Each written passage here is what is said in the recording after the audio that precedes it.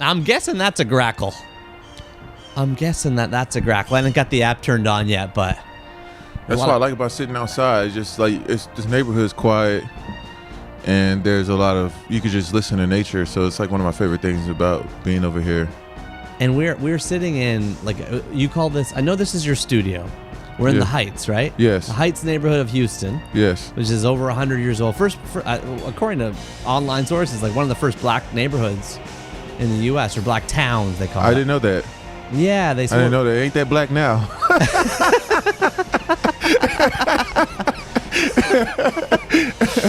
You don't have a lot of black neighbors here? Nah.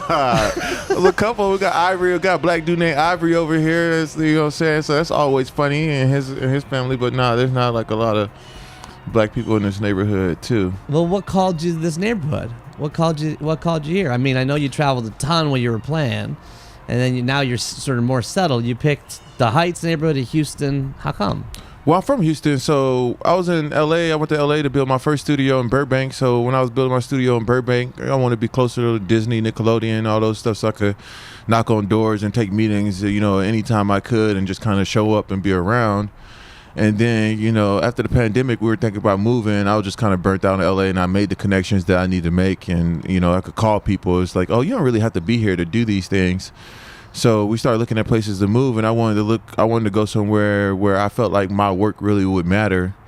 And, I looked at different places that were predominantly black. Most of my work is, for children or families of color. But it actually is, that's the core of it. But I write characters or create stories that everyone could connect to. My characters just happen to be black. So then I was like, oh, let's go to Houston. So I wanted to start a farm. I always want to have giraffes. Like I always want to have like a refugee with so I could study animals and just have animals live out their last lives in like luxury, like a hotel type life for hospice. Not hospice, but where. But yeah, I always thought it'd be cool to ride a giraffe to the gate to let somebody follow me to the property, something like that. But so we looked out here, we looked for some spaces, and I had never really spent time in the Heights until we came out here. It was the only place you could get an Airbnb. And we stayed in this Airbnb, and I was like, I need to find a studio. And I started looking for studios, and I found these different places. And I saw this building online, but it wasn't available. There was an art gallery in it, but it said it was available. So I really connected to the space, the trees. And I saw it, when I saw it, I was like, this is where I see myself at. So then I couldn't get the space because someone was in it. And then I was about to sign a lease on another space. And the day I sent back the lease, because on the other space, they said I wouldn't be able to bring my dog. So they had to change the lease to say that dogs were allowed in the building. And then that same day when I sent it back, I got a call from, hey, you want to move into the space? And I was like, wow, that's crazy. So I came in, and I was just drawn to it. And I always wanted to be in the middle of a neighborhood, kind of like Hayao Miyazaki. So Hayao Miyazaki? Yeah, so I could be like the Studio Ghibli. You never seen any Studio Ghibli? No, I don't. I don't know what you mean. Oh yeah, Hayao Miyazaki is one of the greatest directors of animation of all time. Oh, is this Spirited Away? Spirited Away. Okay. Spirited Away. So he is famous for living within a neighborhood, is what you're saying? Well, his studio feels like you can see kids walk past his studio, things like that. And I have kids that come by. They be like, "Hey, Mr. Tomonoshi," things like that. So it's kind of cool, But I wanted to be around people. I didn't want to be in a building that was like in the middle of an office with no real human interaction. I like interacting with regular people all the time, not just people that are like at their peak performance mode or whatever it may be. Like I just like casual interactions. And so a FedEx truck is driving by. We are on the corner of a residential neighborhood. There's like a three-story kind of like a white building with sort of teal balconies. There's little homes, with little stained glass windows and front doors. There are a lot of bungalows here. I see homes that are kind of yellow, green. A lot of porches. And we're sitting outside. Mr. Tomonoshi, is you, and this is your beautiful studio. It's got to be a couple thousand square feet. Yeah, it's about 2,500, maybe 3,000. So you just gave me a tour of the inside. It smells like fresh wood. You showed me your bookshelves that you've been making, You've got all this furniture you've created yourself, huge libraries everywhere. And now we're sitting outside amongst all the greenery, the plants you've bought. We're at a table right here that you have drawn and you have designed and you have built. And there's, why did you told me before, why is there plants in the middle? And so right between, we're like 4 feet away, and in between us there's like a little 2x4 cutout, and there's plants in here because you were at a restaurant. Yeah, my friends, he has they run one of the top restaurants here, Aaron Blue Dorn and Sharif. They run a restaurant called Blue Dorn and another one called Navy Blue. But every time I'm with them, we went to Senegal together. So that's who I went to Senegal with them. We all went to Senegal together as well. And but every time I go to the restaurant, I'd be like, oh man, I need to design this place. This place ain't as cool as if I was designing it. So they was like, oh, I'm opening another restaurant. So I'm always like, yo, let me design the restaurant. Like, you do the food, let me just provide the taste palette for the furniture and everything in it. And then all the time we sit there, I just come up with these ideas. Like, I sit at the table. Like, I go there sometimes and just eat, and I just draw on their napkins. Be like, what if we made a table like this? Or what if we did a table like that? So then I was like, oh, what if I made a farm-to-table table? Where, you built a garden right in the middle of the table, and then, like, you're sitting amongst the herbs and wherever the chef has arranged for it to go on, the garnishes to go on the plate, but you could just pick them yourself and put it right on your plate. You know what I'm saying? Like, even if you made like a little apple tree where you could just kind of like hang the apples on there somehow like that, but it just feels like you're eating in the garden or type thing like that. You kind of picking, and just because I feel like humans have lost this connection with hands in the dirt. Yeah, I think that we don't touch the dirt enough, and we're further and further removed from the earth. Right, we used to all be hunters and gatherers, which we still are. We just hunt and gather at Whole Foods. Someone else does the hunting, someone else does the gathering. Even if we get plants or things like that, it's like we're not really with our hands in the dirt. And I feel like that's where the connection with the soil and the earth. And coming back to Houston, when we was talking about coming back to Houston to develop everything I'm trying to build and being back home, I've been all over the world, but like coming back, I felt this sense of connection and sense of belonging.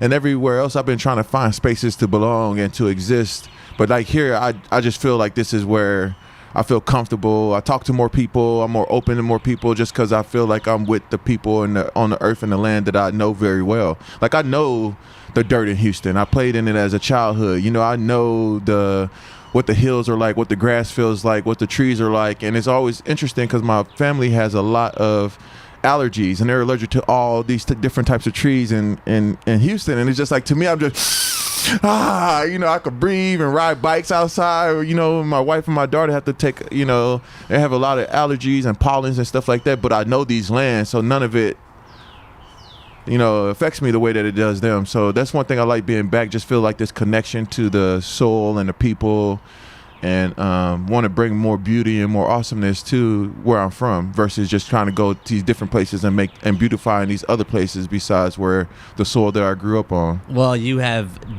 done it, and you are doing it. You just gave me a tour of your garden out here. There what do you call those garden boxes? There's about 1, 2, 3, 4, at least 5 or 6. They're full of beautiful pink flowers. There's greenery. There's cacti. You're telling me the names of them, how you're attracting bees, how you're attracting butterflies. You and I got excited together because you're building a bird hotel. So I see you have numbered bird houses, 1, 2, 3 to 8, I think. Yeah, I think there's like 12 of them, 4 each one. Yeah, so my thing was I like the birds to sing. But like, I always feel like, sometimes the birds leave before I want them to leave. So I was like, well, if I invite them over, I could get free bird songs all day.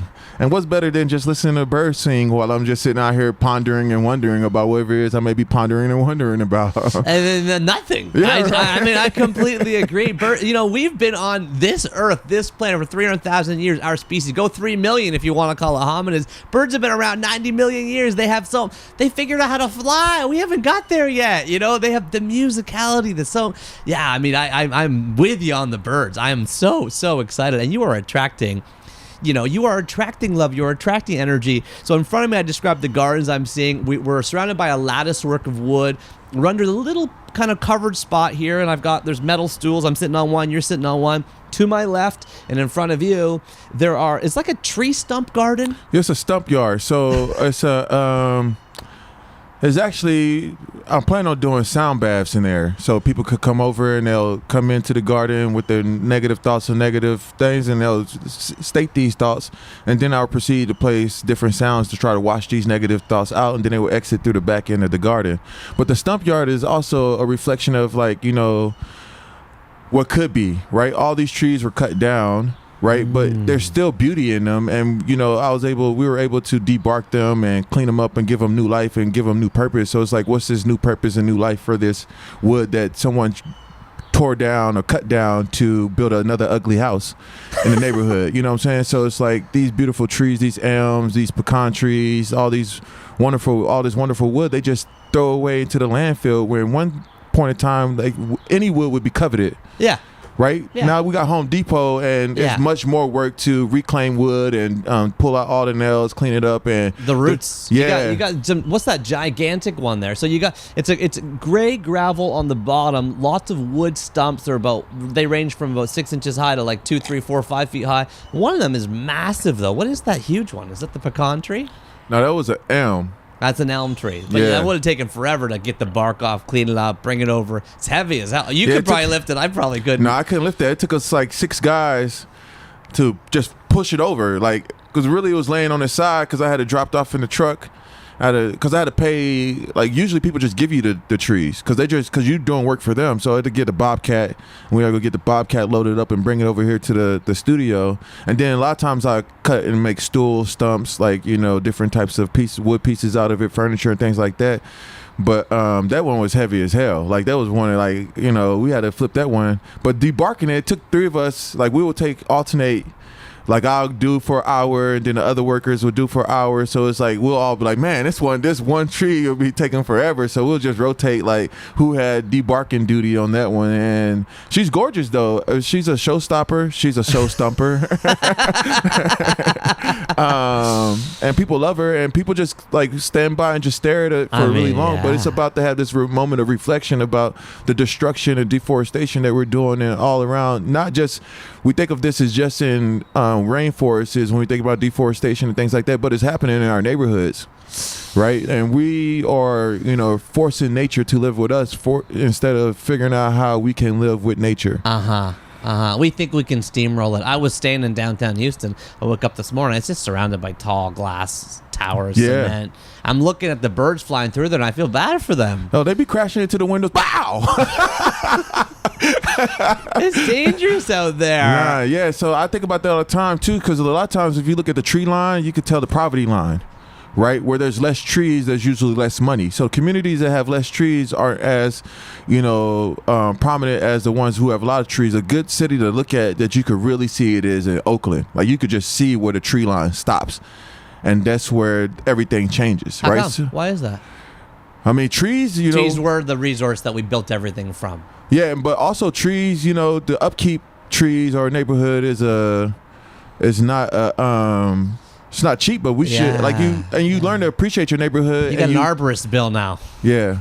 So not many NFL players post NFL career, you know, a number of years you spent Pro Bowl, Super Bowl would be kind of doing that. You got a studio here. You're working with your hands. You got your hands in the dirt. You're building trees. You're creating animations. You're writing books. You are making video games. You are a prominent figure in the world of literature, right? I remember I got this quote here from the locker room. You said, you know, I'm not really I'm not a real locker room guy.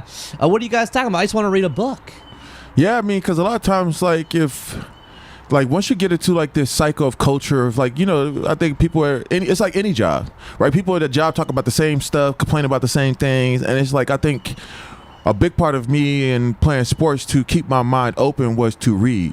Right? It's just like, I think you have to exercise the brain, and we spend so much time in sports, like, exercising our bodies, that books and things get pushed to the side. Like, once you make it to the NFL, for a lot of guys, education stops. Right. But the NFL has to come to an end. And then if you're not educating yourself while you're playing, then if you play for 10 years, that's a 10-year educational gap. You may have lots of experiences, but your craftsmanship and skills aren't to the level to compete with a kid who's been in school for the last 5 years, who's fresh and knowing what they're doing. So I always study, and I never really felt like I was an athlete. I just was really good at sports. You know what I'm saying? So I'm athletic, but I never had an athlete's mindset of like, oh, this is life. You know what I'm saying? It's like, oh, I'm gonna do this. I love playing. I love competing. You know, but like at the end of the day, it's like felt like I had so much more to offer the world than a touchdown or, you know, a catch or something like that. So it was never as meaningful to me as it was to some of the other players, but I still cared about how I performed and things like that. Of course, but you got to figure that there's some corollary to what you're saying right now, Marty, and what that horrible stat you always hear about the number of players that go bankrupt, you know, within 5 years, 10 years after retiring. They make these huge contracts, but they don't learn how to manage it. They don't know how to manage their life. I think that's skewed though. I think that information is a little skewed though, because what happens is you come to the NFL, you 20. I came to the NFL when I was 20. Anybody, a 20-year-old who has $1 million is probably going to blow it. Right? Because the average career is 3.5 years. Wow. So if you make your money in 2 years and then you 23, 24, 25, you don't even know shit about money. And you're retired. And yes, and you didn't build up other skills to be able to continue to make an income come in. How could you have? Because you had to have focused on football so much to get that high. I mean, just saying, like you have. That's what I'm saying. So it's like like a lot of people talk about athletes losing money. I do think it's the athlete's responsibility to educate yourself. I think a lot of times people wait to be educated when self-education is one of the everyone talks about self-care. Self-education is one of the biggest form of self-care. Educating yourself, like, you know, you empowering yourself in other ways, right? We think of self-care all the time as like being pampered or doing this. We don't really look at it. Self-care also is the work. You know, the growth of the process, learning how to do these things, growing your craftsmanship, growing your skills, developing yourself, and your craftsmanship is also self-care. Absolutely. So I think a lot of guys, you know, like that whole thing, I always say that it's skewed because, you know, guys are 20, 21, coming from families who never had money, that don't have, you know, financial backgrounds or things like that. And a lot of these kids have way more responsibilities than most people at 20 would have. You know, like, we're taking care of our families, our parents. Like, there's a big financial load. Talk to the press. Like, these are 100%. Most people don't have to deal with any of that. You know what I'm saying? And the other thing that happens too that guys don't realize is, like, in football, you only get checks for 16 weeks. So really? A lot of guys spend at the level that the checks come in and not realizing that they ain't gonna get checks all summer, all year round. So a lot of guys would spend their money during the season because there's so much coming in. You get these big checks, but then you don't get paid until the season starts next year. So it's like you make a load of money up front. You don't get paid for training camp? Hell no. Nah. They give you $1,500 for training camp. That's why anytime I was at training camp, like I had a coach ask me, we had a running back play, and the running back broke way down the sideline, running fast, you know what I'm saying? And it's preseason. And usually in a real game, like, you run down and take the angle to get to the quarterback or to the running back to kind of help or something. But after he's running so fast, I just started kind of jogging, you know what I'm saying, get ready for the next play. It's the preseason. And then I had a coach go like, he's like, oh, we need more effort for this, et cetera, et cetera. So I raised my hand. I was like, well, coach, y'all only paying us $1,500 for these games, so that's a $1,500 effort. You know what I'm saying? You give me the full check, I'll give you full speed. What about playoffs? You get paid for the playoffs? No, you get less money in the playoffs than you get during the season. The NFL teams make most of their money in the playoffs because they get everything and they're not paying the players their usual fees. So the profits go up because the labor goes down. Everything goes up. Yeah. Interesting. Yeah. I didn't realize that. You've also pointed out the structural issues, because you've even said, this is a quote from you, this is the only place, this is from the Pivot podcast, this is the only place where it was illegal for a group of people to read for 200 years. They wouldn't let us go to their school. So now we got to learn how to read just to teach others how to read. To be black and educated is a huge thing. You know, it's predominantly black players, I'm assuming, in the NFL. You're talking about how it's on you to be an autodidact or to be a self-learner, self-taught. And you're also pointing out the structural issues that have prevented that from happening for a couple centuries. Yeah, I mean, that's all very true. You think about books are windows to the world. So imagine not having access to the world through literature, right? You already can't go anywhere. You locked to this space, and all you know is what people tell you if you don't have books, right? If you don't have these stories, these pictures, this information from across the globe, all you have is what people tell you. You have none of that you can see for yourself through the windows of books. right? And when I read books to basically challenge my own philosophy. Yeah. Like, I don't take everything every author writes as the gospel. A lot of these motherfuckers be wrong, right? Like, they say a bunch of stupid shit like I don't agree with, and I like that. It's like having a conversation. I look at every book as a conversation. So I usually read multiple books at once because it's like having multiple conversations throughout the day. Right, I may talk to somebody about design for the first part of my morning, but then in the afternoon I may read samurai philosophy, right, and then at night I might read a little business philosophy, just because it's like we talk to different people throughout the day, so I treat books the same way as having multiple conversations. Yes. And like young adult, I love young adult novels because of the adventure and the escapism and things like that. So I do think that like this is a world where even like today you think about it, like 75% of black boys, maybe even more, aren't up to grade reading level by the 4th grade, right? And then if you think about the prison pipeline, right, you think about the prison pipeline and you think about the way the schools are set up, and if you look at this, like, let's say prisons are booming businesses, right? It's always been a business, right? It's slave work for being punished, like they call it punishment, but they're making money off of those who are being punished, right? And I think you said 1 in 5 black men spends time in jail, or was it might even be more? I want to say like 1 in 3. Maybe it was 1 in 3. I've heard you talk about this. And this idea of like, they're for-profit corporations. Yeah, so you know how they decide how many, because it's like a hotel. Like my bird hotel, I got to know how many birds are going to be visiting, so I know how much bird feed I need to get. Right, and to do that, you got to do some type of judgment, some type of math. But the real rate, one way that they do it is about how many kids aren't up to grade reading level by the 4th grade, right? So if 75% of black boys aren't up to grade reading level by the 4th grade, who are they expecting to be in the prisons? And if you say 1 out of 3 black boys visit prison, it's directly tied to reading. Like a lot of this stuff, like comprehension and all these things, are directly tied to reading. But how can you learn to read and love to read if the fucking publishers don't make books and let you use your regular voice? Like, we've been taught to write white, right? If we use our language, it's wrong. Editors don't understand it. They like the language that we use in our community is we call it the code switching, right? Like when we go to in one room, we have to talk this way, and we go to another room, we got to talk this way. The whole system is built around colonialism to make us talk and be more white. That's how the whole system and school system was set up from the beginning, because this is a place that was colonized, right? So the school system's set up that way. So if you read these books and you can't read characters who look like you or sound like you or sound like your neighborhood, how can you fall in love with books? Yeah. I gotta read about all these little white kids going on these great adventures. It's cool. Harry Potter's dope. You know what I'm saying? Like all this shit cool. You know what I'm saying? I like Archie's, but there's only one Chuck Clayton. Yeah. Right, you know what I'm saying? And then, so it's like, where can you see yourself? And also allowing the spectrum of blackness to be told in stories, right? It shouldn't always have to deal with social and racial injustices for it to be a good book for black kids. Yeah. Why can't it just be imaginative kids who go into a magic school or who's doing all these creative things that has nothing to do with racism or their race at all? All it is just them being awesome. Superheroes.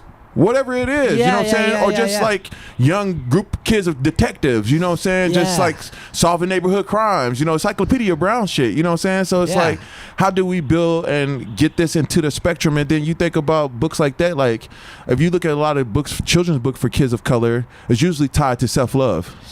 I'm not my hair, I matter, like me. And these are lessons, like I've never met a little kid who didn't think that they were dope. They were awesome.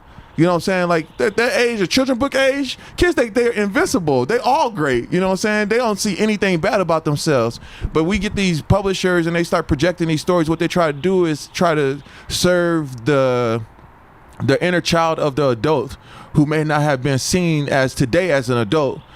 And, and they think, so then they want their kids to feel seen, so we buy these books for them. I'm not saying there's anything wrong with those books, but that shouldn't be the only thing that's on the spectrum. If only 7% of the children's books are kids of color, right, or black kids, there's more books about creatures than there are with black kids in them. And then if you take that 7% and 5% of that 7% is about being black, then what are you saying? You planting these ideas in their head from a young age instead of them being like, damn, look at me, I'm awesome. Yeah, I know. Simon & Schuster just asked me to, I guess, after this the sort of uprising in the last couple of years, they reached out to all their authors of color and they said, what was the first book where you felt like you identified with the main character? And I was like, I don't really know. I couldn't really think of one. I mean, like Siddhartha. I mean, that was just the only book I read that was like, right. I was like I was struggling with it, and they wanted me to shoot a video and send it in. They asked all their authors and stuff. I was like, yeah, it's like I wouldn't have did that shit. That's propaganda. Because if they cared, they would make more motherfucking books with kids who look like you, where kids who look like you could see themselves in it. So you think the issue is a lack of caring? Why would they care? What corporation cares? Like they don't like, what I'm saying? What do they care? What do they care about? Like why would they care? So it's like they're not really trying to make a difference in like what's happening, and how creators, and also if you look at a lot of these rooms, the people who started these companies, they don't look like us either. Right? The publishing houses, even like if you try to get into retailers and you try to do deals with different retailers, if you start your own publishing house, which I have, and I've printed six Imagination Agency. And please open that up for a second for everyone. Yeah, so tell people you started the Imagination Agency in how many years ago now?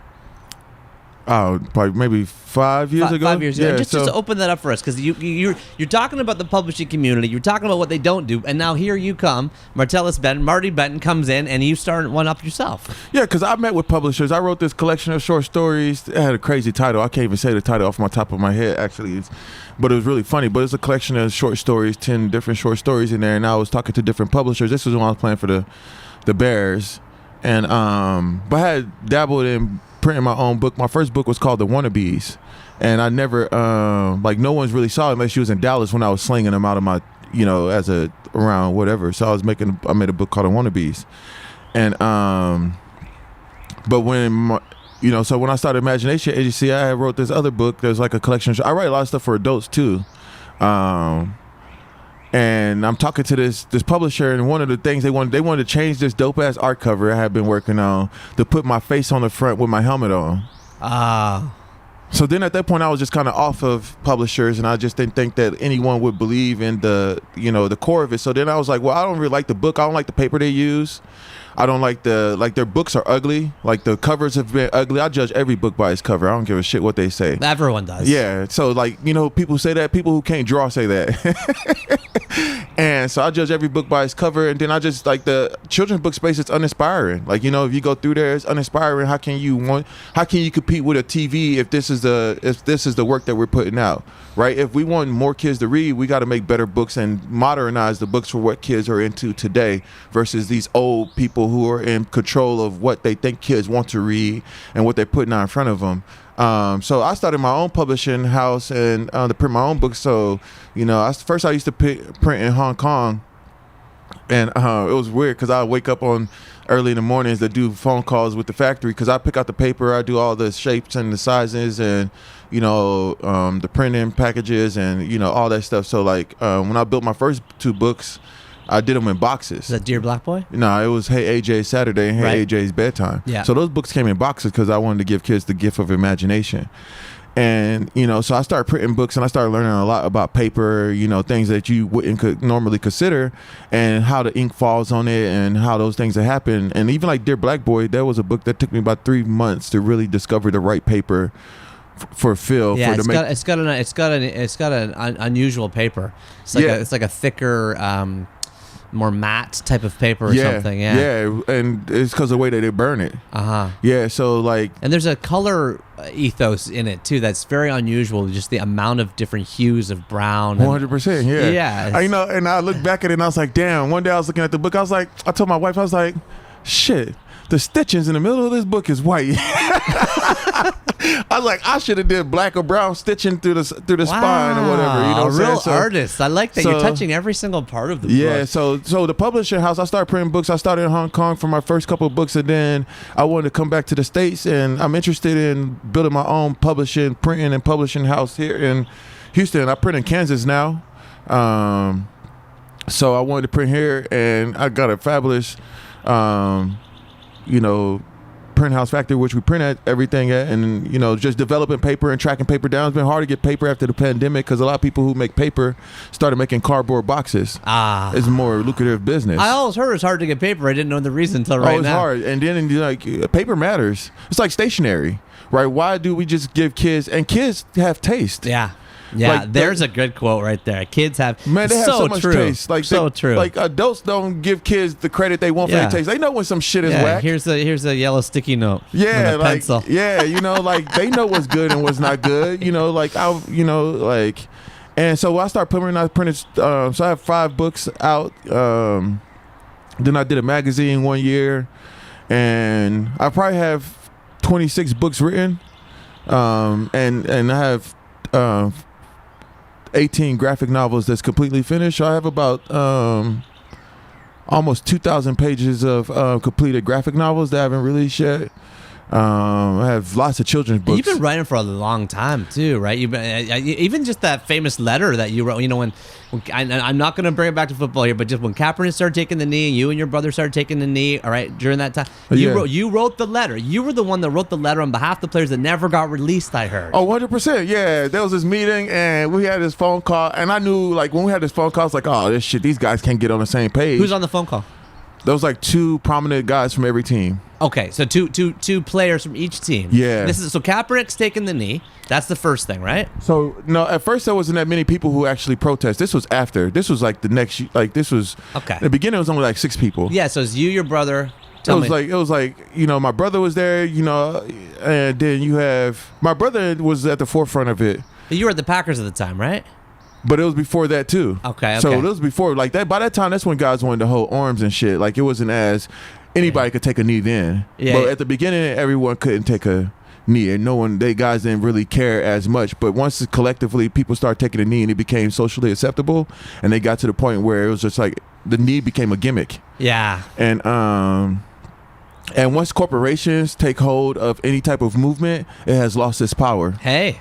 So once the NFL buys into it and try to like manipulate the when you can and how you could do it and things like that, it could never be as meaningful as it was. It's like art, right? And that's so kind of at the beginning. There's 6 guys taking a knee. You're one of the 6. You get on a phone call. You got 2 players from every team. You're trying to get on the same page. You detect that they aren't on the same page, and I want to hear about this letter because I've been looking everywhere on the internet. I cannot find this letter. I might be able to send it to you. I might have it in. I think at that time I was using Evernote, so I might be in my Evernote. I haven't used Evernote in years, But yeah, so what happened was guys have this conversation. It's like, oh, we need to put out a statement. So I'm listening. And I'm like a guy in the NFL community. They looked at like, oh, he's the smart,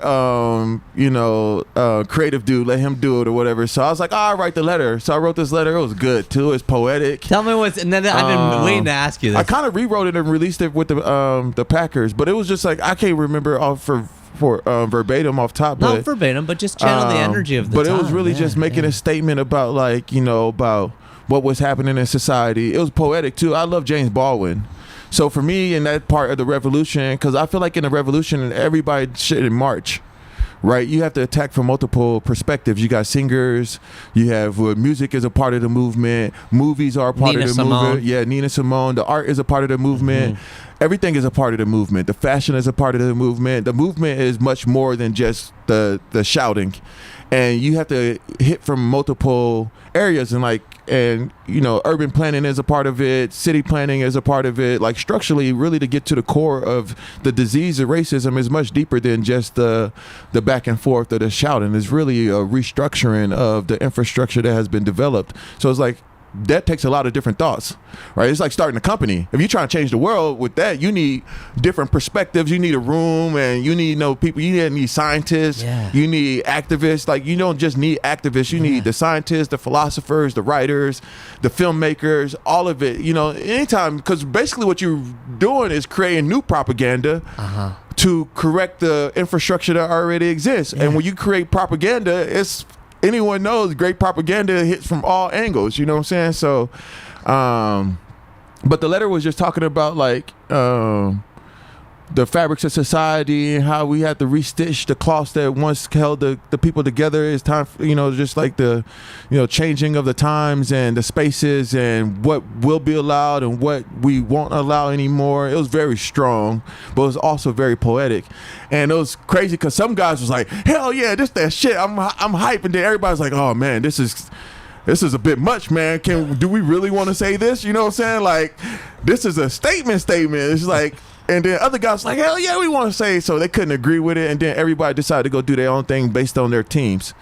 But like then you had Tom Brady and Aaron Rodgers posting photos, with them and people taking as you said, it became glorified as a because now it's like socially cool. Like it's like you want to be seen as part of the movement, but you don't really care about the movement. Where people like these terms and in front of the screen, but behind the scenes, they're not really about that. They're not built about that. They don't really stand for that. It's just what's cool right now. And if I say this, I could just keep it moving. But do they really care? Nah, but who does really care about anything these days? Everything is cared for a moment. You know what I'm saying? We hear about something and it's like, all right, cool, we off of that. What's next? You know what I'm saying? Like, think about when Australia's rainforest was on fire. Yeah. And then everybody still on fire. Yeah, right. Yeah, but no one. Yeah, no, exactly. Right? Brazil's rainforest is on fire. We just changed the channel. 100%. Like it's just so many things, and like you'll see it. Like I always laugh because like on Instagram, it's always funny because you'll scroll through Instagram and you'll see somebody talk about, what's happening in another country to like the girls in Iran and what's happening there, and then the next picture will be like naked girls, and then the next picture will be their food. Think about how desensitized to the information that you're taking in. You scroll through this dramatic, this crazy moment or right now, then you see a RIP, and then next thing you know, you see another person. Like the algorithm isn't human. I know. Right? And it doesn't treat humans as humans. It's treat humans as algorithms, brain algorithms. Right, so and we're turning into it. Yeah, people turn into what they like. They're shaping people's personalities. Like, how many people? Like, everybody gets on and they be like, "Hey guys, it's me." Like, fuck, we know it's you. Like the behavior. If you watch the behavior of like how everyone does everything on the internet, it starts to look the same. Look, have you been reading about Instagram face? So there's this whole new trend where everyone's getting the same lips, the same tight eyes. Oh yeah, no, 100%, yeah. But there's articles now about this as the people are changing. We're changing our facial shape and structure and look to be the one that is preferred by the fucking algorithm. Yep, and the filter. Like this filter is who I really want to look like. But like if that's a beautiful thing about nature is that like everything's beautiful. The willow tree is beautiful. Right, everything is beautiful, and the diversity of it it's the differences is what makes it beautiful. When you put a desert rose next to a magnolia, they're not competing with each other. And you're pointing at right beside us, and I can hear the cardinal in the background, and the red-winged blackbird in the background. I saw the cardinal yesterday up there. I told my wife that. I was like, "Baby, a cardinal came by today." You hear that one right there? That's the cardinal. Oh wow. That's the cardinal. This might mess you up though. But one day we were so hungry in Louisiana and we have no food that we had to eat blue jay. No way! Yeah. Wow. Well, I'm not judging it. Yeah. Look. There's more birds eaten today than almost anything else. I guess that's true. Chicken. Yeah. I mean, we're eating chicken. And there's a lot of people now in Canada now, the new trend in the downtown. But is chicken really considered, like, do people look at chickens as the bird class? well, did you know the origin of chickens is the jungle wildfowl from Indonesia? So it really is like a wild bird that we've just domesticated for so long. I know that they probably don't even know what it was like to be a chicken. Think about cows used to be wild. Yeah. Cows, you imagine walking around in the jungle and there's a cow. Yeah. We're like, I think we'll take that. It's quiet. It's docile. Yeah. We can put a fence around that thing. 100%. Make them make more of those, and we'll just take one every little bit. That's crazy too, because like the dodo bird is always interesting to me because the dodo bird was fascinating because it wasn't always flightless. But what happened is when they brought it to, I think it was New Guinea that they brought to, I forgot what island, they got it, but all the food that they needed to hunt was on the ground. They evolved to be flightless. Yeah. They trusted. Yeah, that was on the ground, and it was like all the food that they had to catch was on the ground, so it lost its ability to fly because it never did fly. So it makes me think of people all the time, like how many people have this ability to fly, but they get so comfortable that they forget how to fly with those abilities. Wow. So we all could be, and then that's just a dodo life. Like, damn, you dodo. Like, you just forgot how to fly, you know what I'm saying? Even Peter Pan had to learn how to fly again. He's a perfect example. Like, this motherfucker could fly. He goes out here and gets a job in a cell phone. He just forgets how to fly. Like, who says that a doctor can't be in a rock band? Who says that a teacher can't do, ballet dance on the weekend? Like, who says you can't be all these things? We get this concept of being struck and like feeling like we are supposed to be one thing when we're built to be many things, and we have many phases in our lives where we can become things at different periods of time. We don't have to be one way or one thing for forever. We're allowed to change at any point we want to. We could change directions and be anew. Like, I feel like every single day I go to sleep a caterpillar and I wake up a new beautiful butterfly. Wow. Right? So it's like you could go into your cocoon cocoon phase as many times as you want to and reemerge as another butterfly, another version of yourself. But the problem is the cocoon stage is quiet, right? And to really reemerge, you have to be quiet. You have to be still. You have to get to learn yourself and really ask yourself questions. But we don't really get to have this sense of communion with self, right? We think of communion with others and with this, but you could have communion with yourself as often as possible. And out of that communion is a resurrection. Easter's coming up, so yeah, no, I love it. You know, you've opened up so many topics here: hands in dirt, nature, social media. We've talked about books, literature, racism. We talked about the NFL. So I want to keep all these little 10 trails open. You know, as you said, we're multifaceted, and I believe if I have it right, born in San Diego, Navy brat, raised by a single dad with you and your brother for a number of years. Then mom enters the picture, so your dad gets remarried. She adds some discipline. She adds, she got family structure there. And at some point as a child, you read, and this is where I want to start to get into these things. I'm holding a pile of books right now. Multifaceted is a good example. At some point, is this the first one? Am I right? Yeah, Charlie and the Chocolate Factory. Charlie and the Chocolate Factory. So my mom's a teacher. She's been in the schools for as long as I can remember. Before that, she was a manager. She ran the Popeyes, and my childhood smell. You talk about chicken. My childhood. Anytime I hear fried chicken or smell Popeyes, it takes me back to my childhood. Because my mom used to bring them the chicken from Popeyes and the biscuits from Church's home all the time. So can I introduce this book for the listeners? Oh, for sure. I want to just make it feel like you're holding this thing in the book store, okay? This book, Charlie and the Chocolate Factory by Roald Dahl. Can you believe it? Folks, we're 5 years in. First time Charlie and the Chocolate Factory's been made. We got the twists on the list so far, but we don't have Charlie and the Chocolate Factory. First published in 1964 by George Allen and Unwin. The original cover, which you have a copy of because your wife gave it to you as a gift, has a chocolate bar across the top with a bite taken out of it with the book's title in an orange, pink, blue, kind of psychedelic kind of font. Roald Dahl is written in pink, and there's a small sub-headline with the blue words that says, "Concerning the adventures of 4 nasty children and our hero with Mr. Willy Wonka and his famous candy plant." There's a pencil drawing of Charlie and Willy Wonka in the bottom by the original illustrator, Joseph Schindelman, who, of course, as many people may know, has since been replaced across most Roald Dahl books by Quentin Blake. Roald Dahl lived in England from 1916 to 1990. He was a wartime fighter ace before becoming an adult and then children's writer. His books have sold over 300 million copies. Charlie Bucket finds one of Mr. Willy Wonka's golden tickets and wins a day inside this mysterious factory. Little does he know what surprises are in store for him. Dewey Decimal Heads, you can follow us under 823.914 for 20th century English fiction. Marty, please tell us about your relationship with Charlie and the Chocolate Factory. Take us back. Tell us about it. Well, Roald Dahl to me is the greatest storyteller. Now, I think James Baldwin is the greatest writer, just writer, but the greatest storyteller to me was Roald Dahl, and those numbers don't lie. 300 million copies across. We're both very jealous of that. 300 million copies. We over here talking about 20,000. Like. He's in the news this year because remember they tried to change some of the language in his books and they got the backlash. That was the big. I don't think they should ever go back and try to change history. Right? You motherfuckers should have changed it when it was happening. You had the same authority. You thought it was right then. Don't try to say, oh, we were, due to the society that we grew up in, we were wrong. This is wrong today. No, it was written when it was wrong. It was wrong then. It's going to be wrong today. Don't try to go back and correct someone's wrongs. That they, you know what I'm saying? So a lot of stuff to me, I feel like it's just idiotic and it's just like, write a new book, right? Yeah, all men are created equal. Yeah. So, no, but Roald Dahl, greatest storyteller. How old were you? Tell me where you were. This book is I maybe 9. I think I'm maybe 9, 10 at this time. And the interesting thing about this book was I didn't want to go to the chocolate factory. I wanted to own the chocolate factory. Like I wanted to be Willy Wonka. Yeah. Right? And in some ways I feel like I'm in that form today. It's just different. It's just different. And I spent my life trying to figure out what my chocolate would be.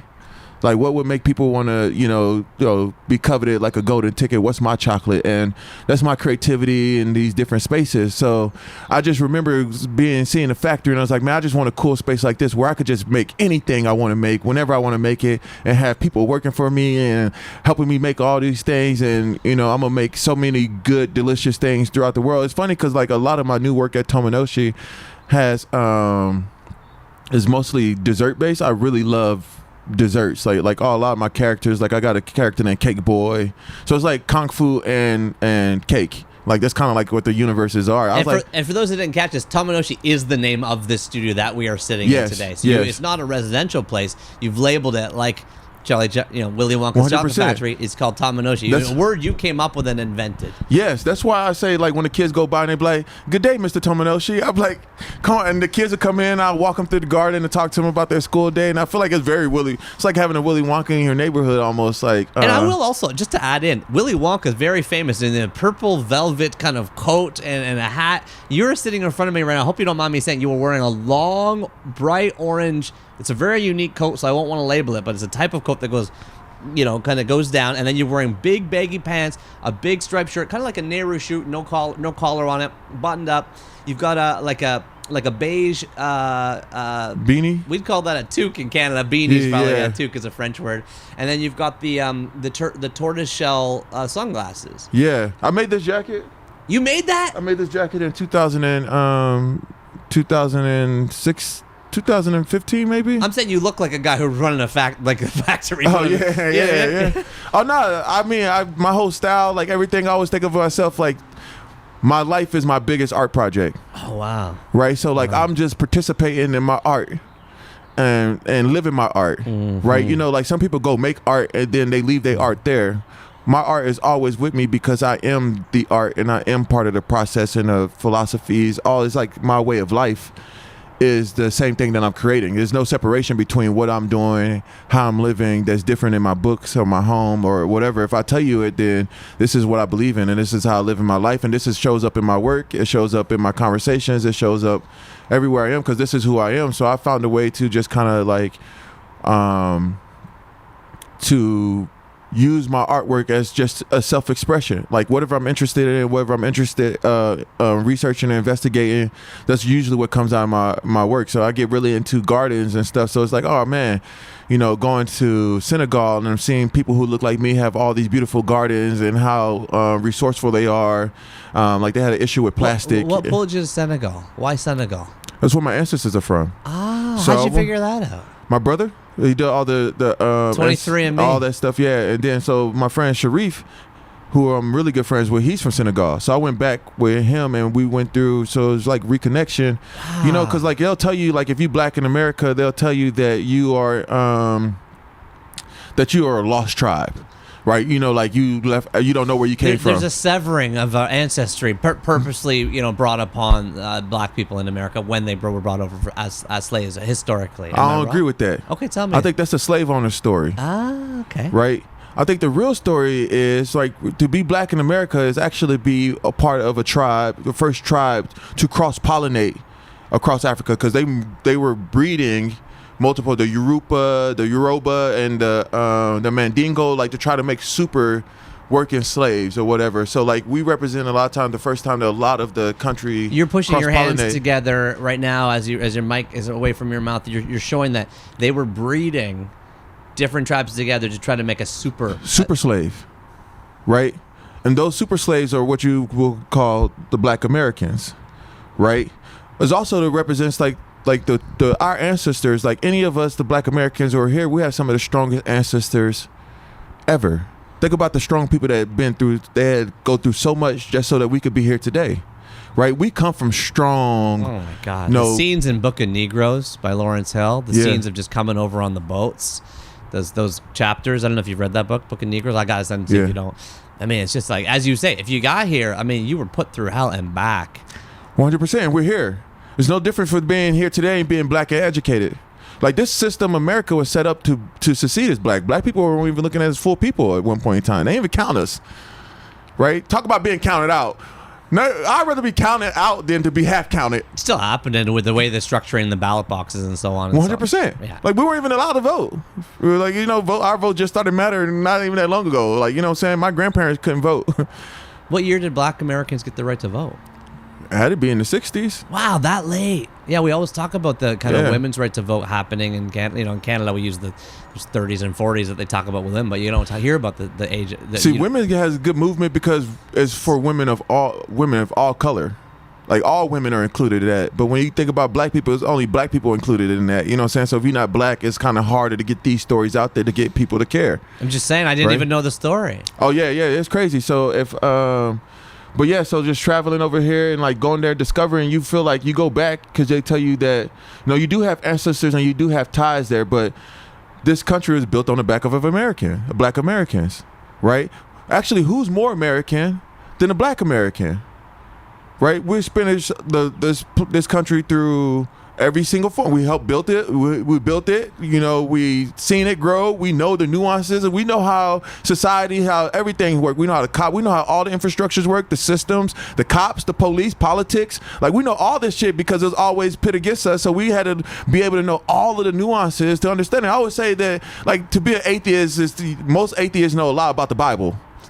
Interesting, yeah. Because they have to be able to debunk it, right? Exactly. If you're going to take a position, or it's forced upon you to, exactly. To be able to declare yourself to be atheist means that you have gotten yourself perhaps to a place of education where you are able to articulate your position. Hopefully. Yeah. Otherwise, it's just not atheist, just an asshole.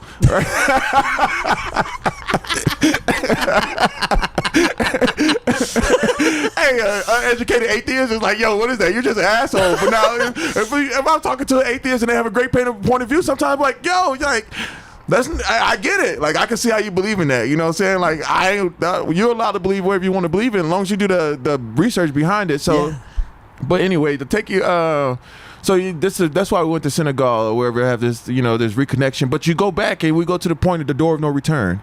This is where they used to ship off the slaves. They would be snatched and take from their home. They would be sent from this door. To return would be the last door that you walked through before you got on a boat. It still exists. It's still there. What is this? It's a museum. Huh. Right? Like, so you go there and you sit in this point of no return where we know, you know, it's different because I know that my ancestors walked through that door. Right? And just imagine, like, they never made it back. So for me, when I went back, I felt like it wasn't really about finding a sense of belonging there, even though I did feel like the people were a lot like me and like we just blended right in and things like that. But like, it's really about bringing our ancestors back because they never got to return. So to walk to the point of no return, you know, me and my brother went in the way not to go out, but to come back in. Wow. So now you come back, you feel like you have this, you just feel like this sense of like freeness. Because it's not about like so much about discovering like, oh, this is where I'm from, is but bringing that part about you that they told you that will never make it back home, or those ancestors that went through all those things to survive. Now I brought those people all back here and they could leave them here. You know, I even put my hands in the water so they could, you know, you know, it sounds very, you know, no. I actually was going to say the opposite. I was actually going to say, could you pause on that moment for me and just open it up emotionally for me? Yeah. So I'm sitting here. I actually, I end up making this makeshift documentary about this because I wasn't planning on making a documentary because I usually I ended up taking a lot of photos in Senegal for this trip, which is not what I was thinking I was going to do. I brought a notebook because usually I write a lot on my trips, but this one was all a visual thing, and I think it was because I wanted to show people what it was really like, what is there. So I'm here with my brother. So for those that don't know, Michael Bennett is also a well known as an NFL player, and like you, has a lot more to him. Like everybody, a lot more to him than that. But he not many brothers make the NFL. Oh no, not many. He's at school. He's go to University of Hawaii for architecture.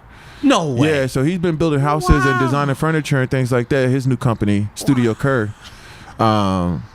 So you were planning to make a documentary, but emotionality wise, I did make a documentary. I did do a moment of reflection of it, and so like we're sitting in this, we walk through these things, and they walk you through. You go through all these small tunnels, and what they would do is they would separate the women, the kids, and the children. So from day one, the black family has been torn apart. What do you mean, women, kids, and children separated? So they put in different jail cells, basically. So if you're a family of four different jail cells. And you go 4 different directions. Really? You can. Oh, really? Okay, yeah. 4 different boats, 4 different countries. Who knows? So like from that point, there's no cohesiveness kept. There's no family unit preserved. There's that's the antithesis of the point of what they're doing. Yeah, they don't care, because what they used to do is a lot of times what they would have to do, like a mother, they would want a mother to raise the kids because a mother is going to raise their kid in a way to be protected. Right, like hey, just don't stay out of line. You know, like basically they thought that a mother would raise a obedient child, while a dad might raise someone who would revolt and possess this anger, but a mother just wants to protect her child. So there's a lot of psychology they went into the whole slave trade system. There's actually, it's actually quite crazy because you could see it in different spaces and different places. So you go in these, you going through the cells, you walking in the windows, there's just a slither of light that come in the windows, and the rooms are small. I'm 6'7", I could barely, I'm standing up straight, but it's still like I feel like I might hit my head. And they'll put 30, 40 people in there, right? And you all on top of each other, just can't get any space or whatever. People use the bathrooms in there, or they want to let you go to the bathrooms. You'll be changed. You won't be able to move. Your family, you might be able to see a slither of your family in the other thing if they walk by, things like that. So it's just this big disconnection and being torn apart in so many different ways. Physically, mentally, emotionally, psychologically, it's just like this tearing down of the black families in this part. So then so we sitting in these cells and it's just like, dang. At that time, our grandmother or our great-great-grandmother, who knows, she might have just been a child, one of the children who survived. Imagine how strong you have to be as a child to go through that and survive without your family on your own in a whole foreign place, or to find a new family and things like that. So we sitting there and we I'm having these conversations with my brother, these moments of reflection and quiet and kind of taking it all in and just like really realizing the depth of what had happened. Right. And so then you walk through these spaces and you going through these spaces and you can see where like the slave quarters and the masters would live, and they used to come down there, rape the women and, castrate men and all kinds of things like that to kind of get them ready to be sold or whatever. And it's interesting because, a lot of the people were sold by their own people. Right. And you mean like local? Yeah. So, but the crazy thing is, but those people were heavily incentivized by the finances of England and the U.S. I don't think they knew that their people was going to go through what they went through. I don't think they realized that the depths of it, and then some of them may have, but a lot of people, I don't think that they realized it was going to be this way. The crazy thing is, a lot of the slave trade ended up in Brazil. So Brazil had a big chunk of slave trade there, and actually capoeira, my daughter would say, she's taking Spanish, capoeira was originally the art form of martial arts in Angola. That's a type of martial arts. Yes, but people look at it as a Brazilian form of martial arts, but it came through the slave trade. Oh, interesting. Right, and then so what happens, by the time slaves got to America, they had to figure out the best way to have slaves. So the slaves that made it to America was a result. The slave trade here, which was probably the worst of all of it, the slave trade was already fully developed, right? So they knew exactly how to treat people, what to do. It was a mature industry, right? And so the black people were the first stock market, right? They used to sell to grow your plantation. They could get your bank about how many slaves you had, right? So like the first stock market was really tied to black people. So you sit here, you think about all these things, and you think about damn, this history, because a lot of times on the continent and Dakar, there's certain things that they don't know that happened on this side. So it's like this disconnection of this story and that story. So now you're getting a full story on both sides, because there's nuances that we didn't know because we haven't been on a continent that they know that they ain't gonna teach in the schools. Right, this is part of our and luck gets lost. It gets lost. So now you go back to the source, and you get information from the source. Now you talk about self-education again. So now you developing a true know of damn, this shit was really, really dark, right? And so then you you travel here, you get through that experience, and I'm saying to be a survivor of that, to come from that, actually there's a sense of power. Right? It's damn, our people overcame this. Mm-hmm. What can you possibly put in front of me that I can't overcome? Right? So, but yeah, standing in that door, and it's crazy because in a way, it looks beautiful because it's dark silhouette and there's a bright light coming through and the ocean's there. And then the ocean echoes through the little tunnel that you walk through, and they will march them out through this tunnel. It's picturesque. I got a picture of my brother and I standing in the doorway as well. At the point of no return.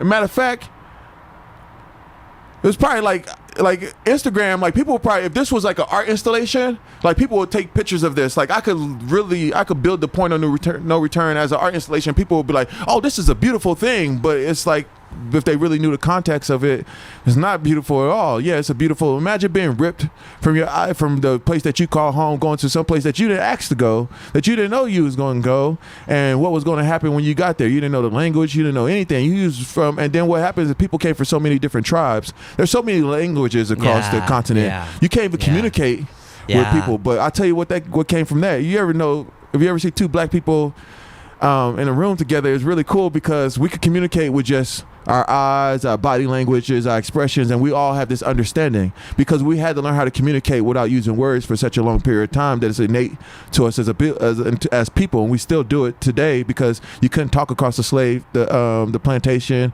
You couldn't have these conversations, so you had to be able to learn how to give each other looks, the okays, and all these things. So body language is huge in our community, but a lot of it comes from not being able to talk and speak the same languages. Necessity, right? And all things, and the oppressed are always the most creative. Creativity comes from oppression, right? You know, like a lot of rich people got terrible taste, right? Because they don't have any parameters or boundaries or whatever it is, you know what I'm saying? So it's like, if you think about how the rich stay rich, they siphon the creativity from the oppressed. Artists gentrify the neighborhood. Yeah. I got a wine tour once in New Zealand, and it was like the guy that owns all the McDonald's, and the guy that gave us the wine tour is like, he's like, here's one of the richest people in all of New Zealand. We go by, and the whole front yard is like, grimaces or whatever. And he's like, you can't buy tastes, you know. Yeah, you can't. Nah, you can't. They don't know what to get. They don't know what to do, you know, and they don't know what to make. So they hire people to make things for them. You know what I'm saying? Like, and that's what capital does. You know, capital gives you the ability to hire the creatives to, you basically, there's nothing more valuable on this planet than imagination or ideas. Ideas is what push everything about humanity forward. All this curiosity that we have to conquer the world, but also this imagination is the same thing that destroys the world, because the same imagination in which you could find medicines and develop medicines is the same imagination that could be used to develop bombs and guns. And look at AI. I mean, you can come out right now in AI and be like extremely positive about it or extremely negative. It's the same technology. Yeah, 100%. I think the thing about AI is, like, when I look at it, art isn't art without human. You know what I'm saying? Humanity is art. Like, everything that a human being loves is the result of another human being's creativity. Part of what art is trying to communicate emotions 100% through our sense of experience. Algorithm can't do that. Yeah. Algorithm don't know who I am. Sometimes they serve me shit in my feed, and I'm like, why would they think that I want to look at this? You know what I'm saying? Like, because they try to shape you to who they want you to be able to market whoever, because they shaping personalities. Of course, the better that they can anticipate your behavior, the better they can sell to that behavior. 100%. So, like, that brings me back to, like, Charlie and the Chocolate Factory, right? And this whole idea of, like, being able to have this chocolate, this idea of my chocolate, my imagination, what would come out of my imagination that would be my form of chocolate. And the interesting thing about Willy Wonka, when I liked him, I like the way that he talked to the kids. I love Gene Wilder as Willy Wonka, you know what I'm saying? So it's like, I love his approach. I love the language that he used. It wasn't like this very nice, pretty book, like badass kids, bad things happen to kids or whatever. Like, you turn into a kid. It's a bit snarky. Yeah, you turning someone into a blueberry. Like, to me, I was like, I want to turn somebody into a blueberry. You know what I'm saying? Like, I would do that to a kid. You know what I'm saying? You little badass kid, blueberry. You know what I'm saying? But they learn their lessons. He didn't care that guy fell in the chocolate river. He didn't care. He's like, he's gonna drown. Nah, you know, death by chocolate. You know? That's one of the most famous ice cream flavors in Canada, by the way. I never heard of it. It's called Death by Chocolate. They make it up in Canada. Oh, I didn't know that. Yeah. But you know, when Augustus Gloop falls into the river, he says it's because he was breaking the rules. You can't eat the chocolate. You can't eat the chocolate. You can't eat the chocolate. You can't eat the chocolate. And this is like a humanity. Like, that's just about being, like, you know, being so fat that you just had to eat whatever it is you want to eat. And that's not fat in size, but that's fat in all ways. Gluttony. Yeah. That's the glut of all these companies and things that's running around and things like that. So Charlie and Chocolate for me was so magical because of the factory, the imagination, the ability to have all these gadgets and these twirls and just be experimenting, like, with ideas to make something delicious. And I like that he made something so delicious that people wanted to steal his recipes. Right? You know what I'm saying? That it was like, man, this guy's chocolate so good that they try to hire spies to steal his recipes. Because I think, like, even if someone has a recipe, it ain't going to taste the same. Right? Because the thing that doesn't go into it, that they can't put into it, is that pure you-ness. right? There's a you-ness that goes into every recipe. Like, you follow a recipe for a kitchen, you follow your mom's recipe, it ain't gonna taste like your mom's, because you ain't your mom, you. And so it's like this you-ness is like, it was what makes you, you could, like, if you spell uniqueness with Y-O-U in front of it, it's actually better than just a U, right? So it's like uniqueness. Yeah, you unique. Like, so it's like those little things, those nuances that make you special. And that's because the path that you've walked, no one else could have walked that path. Yes. Oh my gosh. I had a ton of questions written down about this book, but we have gone deeper than I could have kind of done with my questions. I mean, one of the things I always loved about this book is the Oompa Loompa songs. I'm sure they're like, they're like hip hop lyrics, right? And there's one really famous one. So please, oh please, we beg, we pray, go throw your TV set away, and in its place you can install a lovely bookshelf on the wall. I don't know if you know this, Marty. 57% of Americans read 0 books for pleasure last year. 10 years ago, we spent 18 minutes on our smartphones. Now it's 5 hours and 34 minutes a day. Zero people read it? 57% of 57 people? 57% of Americans read 0 books for pleasure in the last 1 year. And this is the other thing I was talking to my wife about traveling. Like, a lot of people don't travel to go immerse in a culture. Like, you go stay in these nice hotels and you never really get to experience the people. So it's like most Americans probably don't pay attention to global news, because they don't travel with global mindset. Like, like if you go to other countries, everything is so close that people have a global mindset. That book thing is crazy though. Like, that's motherfucking crazy. The thing about, even the so this is crazy. This is a random ass thing that I'm about to tell you. Well, it's not random, it has a lot to do with it. So the Oompa Loompa was originally supposed to be black. Oh, Pickaninnies. Those races, like really short. So because cocoa beans are huge, cacao in Africa, and what's pickaninny mean? It's like a racist word for someone picking cotton. Yeah, I mean, I don't know for picking cotton necessarily, but this idea. So like even the chocolate industry today, most of it comes through child slavery. So like, and the industry knows this. Like, the entire chocolate industry knows it, but they put a 20-year plan in place to write it. That's why there's this one chocolate company called Tony Lonely Chocolate. Oh yeah, Chocolate Lonely. I know that one. Tony's Chocolate Lonely. Yeah, which they try to build off the Willy Wonka thing, which I think was a little, whatever. But like, but they're slave-free chocolate. Right? How could, like, you can eat a sneaker. I know, when you see that on the side of the bar, you're like, it's not all slave-free chocolate. It's not. It's not all slave-free chocolate. Like, there's still slave chocolate that we're eating, that people are eating these days. Most of it, because the entire industry, what they do, they don't really want to know. And you don't want to pay for, like, this is the other thing. I'm a chocolate snob. I like the fancy stuff. I really am into chocolate, and often on the side of the stuff I buy does say, fair.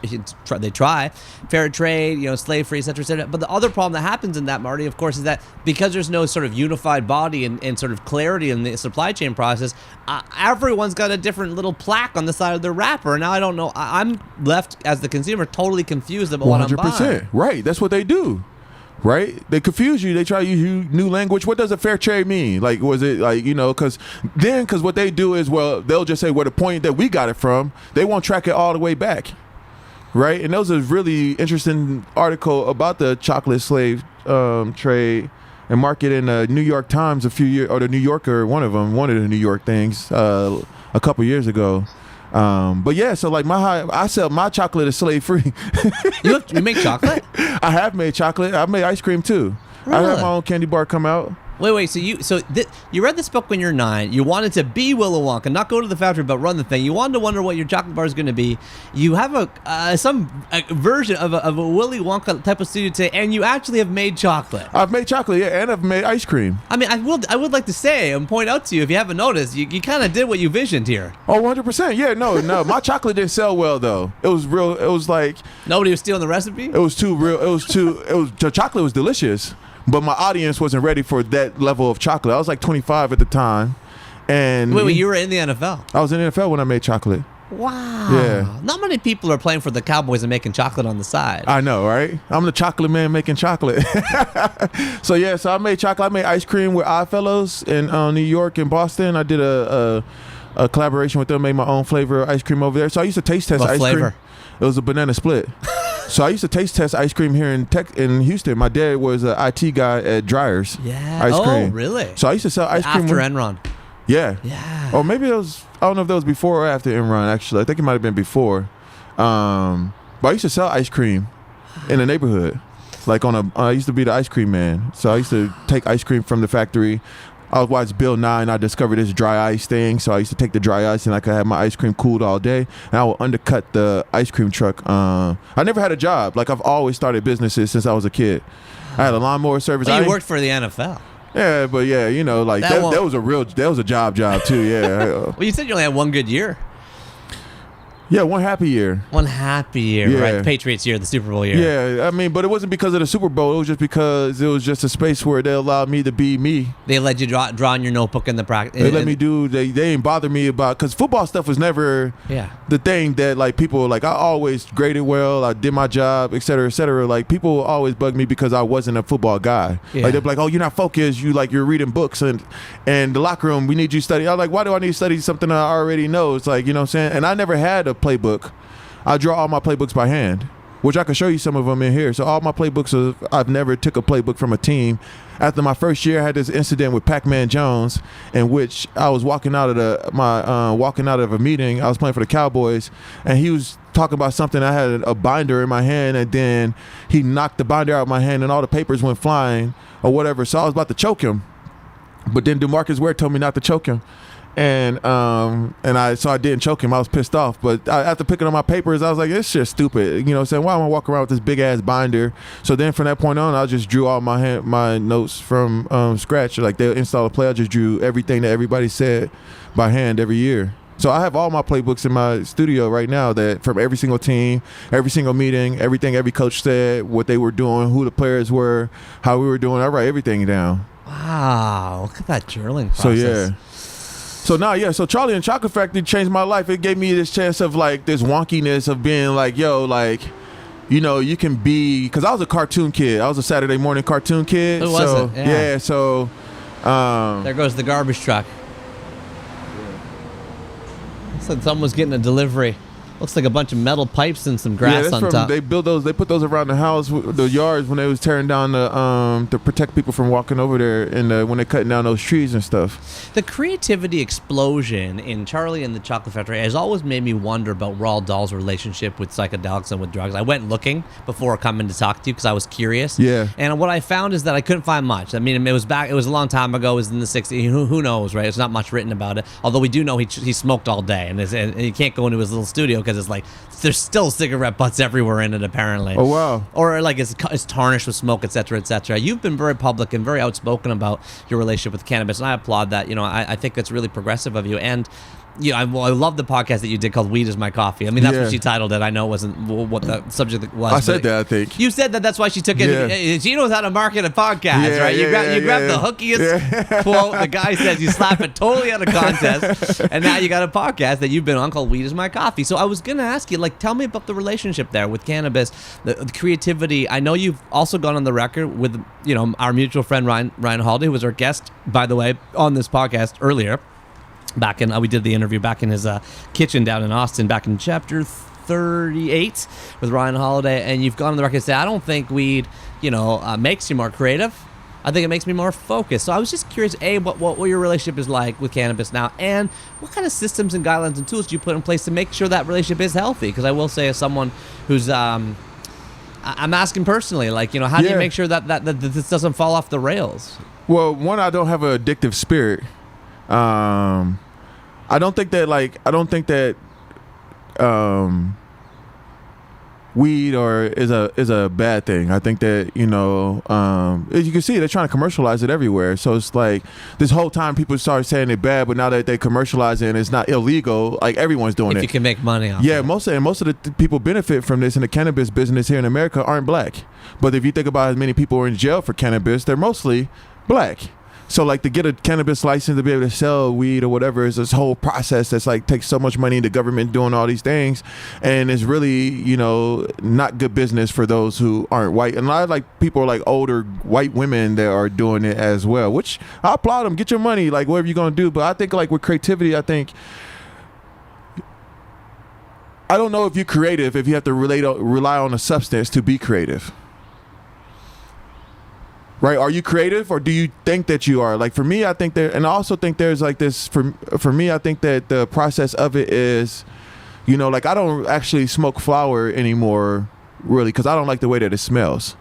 You know what I'm saying? I smell nice I like to smell nice all the time. So like that's just not a nice smell for me. And You also do smell nice. And if I thank you. And then if I go work with my with children or whoever it is or things like this, so I don't really smoke. So I usually eat a gummy, and I only buy one brand of gummies, Smokies. It's the only one I have, and it's the only one I've eaten for the last 3 or 4 years. Why? Because I have a good relationship with it. Meaning, like, I know if I eat half of one, like how long the process is, like how long it takes me to get high, when it's gonna kick in, when it's not gonna kick in. It also doesn't affect my ability to, to do anything. So like I usually eat a gummy if I'm gonna read a book. Like I'm like, oh, today I'm gonna read this whole book. I eat a gummy, and I'll do everything, and I kind of have a process of like the kick in. Like the build up you to. You can like, feel it. I know the ratio. You know what number it is. What milligram. You buy a certain amount. I'm 100%. Yeah. So I only eat the same brand for the last several years. So that's my relationship. Like I don't really venture off and try new things. That's what works for me, and that's the one I stick with. And I think it's a really good point. What you said is I don't have an addictive personality, because I think this is the thing. We've talked for years about cannabis is not addictive. Now everyone's saying, oh yeah, actually, you know what? We were wrong about that too. It is. It can be very addictive. It can be addictive to people if you have an addictive personality. Like like, and also I don't. You don't think we're all addicted to something though? People addicted to social media. People addicted to success. People addicted to money. People addicted to change. People addicted to. I don't think I wouldn't say that I like all those things, but I could go without those things. Yeah. Right? Like there's gonna be times where I'm broke. Yeah. I told my wife, I'm like, baby, I'm trying to change the world. I'll probably go broke 3 times in our relationship. Hey, even after football, you'd say that. I said that, yeah, because some of the ideas I have, they're bigger than me. Right, and I've never had a mentor. I've never had anyone invest in anything that I'm doing. I've invested a percentage of my football money earnings to be able to build the stuff that I'm trying to do. Yeah. I want to be able to have, a lot of people call financial freedom. Financial freedom, that's cool, but I really wanted creative freedom, right? Like a lot of people don't have creative freedom. They make for the dollar. They make to make money. They don't just make. Can't do whatever you want. Yeah, they can't. Can't decide yesterday to fly to Houston and hang out on Martellus Bennett's studio. And a lot of them can't even say what they want to say. The editor or the publishing house will be like, oh, we need to say this or we need to do this. They have to compromise their creativity all the time. So half the stuff that we're getting isn't as creative as the people who are making it. Yeah. Because it's been watered down by corporations. I mean.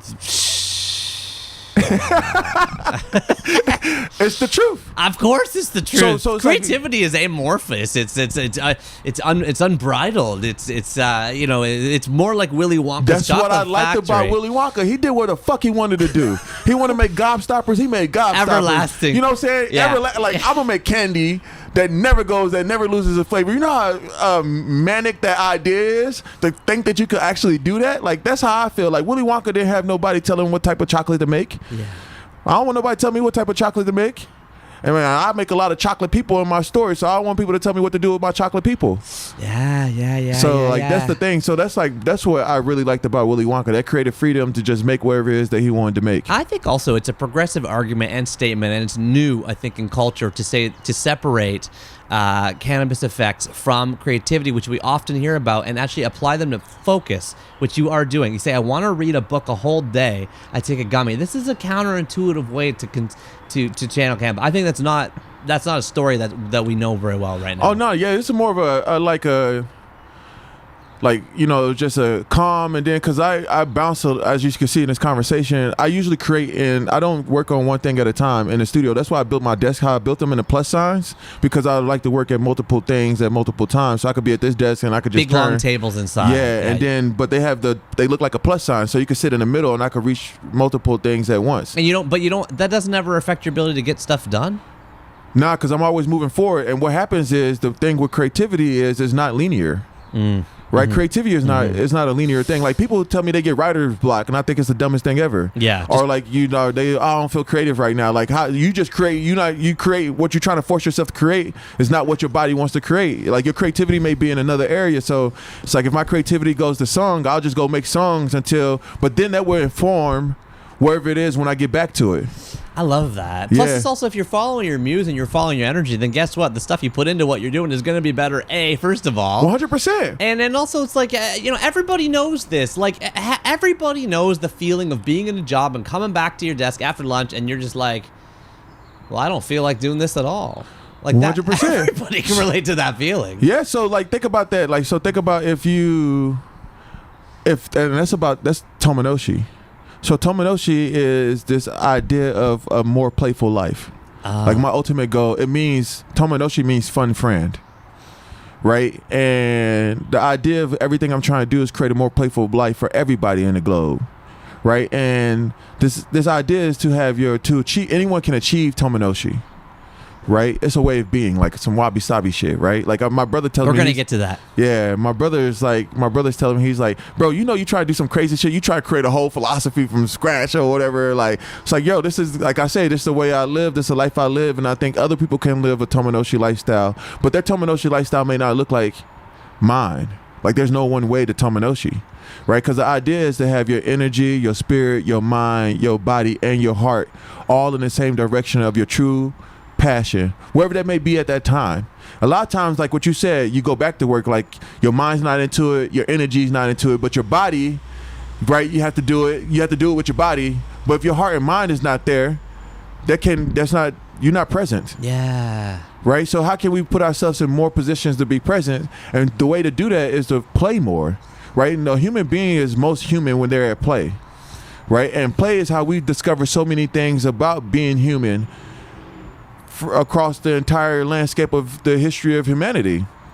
So it's like, how do people play, and what do people play? And everybody plays differently, right? So it's like, how can we design moments of play and experiences that engages with the user's imagination? A lot of stuff we do is not engaging with our imagination. It's passive imagining, right? They give us the full story, and there's no room for us to imagine or to let our imaginations work and fill in these spots and these ideas. So my thing is, like, how can we write or tell stories or do movements or moments where it's like your imagination is engaged and active? The activating imagination. Like, I tell this to parents all the time. Like, a lot of parents, they get really tired when playing with their kids, but they could go run and jog for an hour or whatever and work out for an hour, but playing with their kids, they can only do for 10 to 15 minutes. F that, right? Being a dinosaur is very hard because you have to imagine. So it's their imaginations that are out of shape. Ooh, they can't imagine long enough to play with their kids for longer periods of time. Yeah. So they get tired because they have to actually imagine. Yeah, that's a great way to for a period of time, and it's like, dang, my imagination hasn't been active. If you go try to run after not running after a week of not running, now imagine a lifetime of not imagining. You know how hard it is to get back on that imaginative horse, that unicorn, so it's like I could be a dinosaur. Do I want to be a dinosaur for 2 hours? Hell nah. But if my daughter needed me to be a dinosaur for 2 hours, I could imagine being a dinosaur for 2 hours. And more importantly, you could roll with it. I could roll with it. You could roll with it. You could go where you could go where the energy takes you. You could follow your imagination and stretching yourself and create. This is why at the end of the night, you know what? I need to get back into this. You're reminding me of it totally. I used to, right now when I read to my my middle kids, I say, okay, one book for you, and one book for me. So we do 3 books every night. But what I used to do was one book for you, and I'll tell you a story. Oh, I make up all my daughter's stories at night. A lot of my characters come from these stories that we build with my daughter. Like, I'll tell her one version, she's like, oh, what they doing today? So then I'll just make it up the next thing, and I record these stories, and she'll throw out ideas. And that's the healthiest thing to do. 100%. We'll write it down. If you're listening to this, you're a parent, you read your kids' books. Well, first of all, if you read your kids' books at night, kudos, okay? Right, Exactly. Start with that. You're a winner already in our books. No pun intended. Then secondly, if you can go a little smidge further and just experiment with telling a story. Sometimes I don't feel creative at night. I'm just like, okay, I use my kids' names and like they just jump out the window and they start walking down the street and they like it because a bird picks them up and it drops them on the CN Tower and I just go wherever their eyes are telling me to take it. Yeah, they could be short or long. And they love being a character in the story. I do that when my visits, when I go to read to the schools and stuff. A lot of times I don't even bring a book. Like I do mystery reader. I love that. I do mystery reader. I do reading at the school. I don't even bring a book. I don't. My wife, like, I go read at my daughter's school all the time, and my wife is like, what you do? I'll be in the car. I'll just be writing the plot in the car for a story because it's an exercise to me, and I could test out ideas with kids if they work or not live. You know what I'm Yeah. saying? Like they talk about test groups, and I don't really like focus groups, but like if something's funny, I could test. Like it's like doing comedy. You know what I'm saying? You have to do the smaller rooms to be able to figure if it's going to work in the big room. So I go in this louder room and kids will make a suggestion, be like, oh, you know, the character should do this. Oh, I like that idea. I tell kids too, I'm like, oh, that's dumb. Like, I wouldn't do that. Why would we do that in this story? Now, tell me what you were thinking when you came up with that idea. And the kid would be like, I guess it doesn't make sense. I said, no, it doesn't. So then we'll just keep going on to the next ideas, and we'll build the plot and the story right there. And then I'll sketch too. So like they describe a character, I'll draw the character right there on the spot as they're describing it, and it'll just be like, oh, it looks like this, and oh, give him these shoes there. So now we have a picture of the character that we just imagined together. So this idea of like being able to see it in action, because we usually take the final product to kids. Yeah. There's no workshopping. Yeah, so now Yeah. if we making a book from scratch, they send me letters and they draw characters and they write their own stories. Like I'd rather a kid send me a story versus them sending me like something with my own book.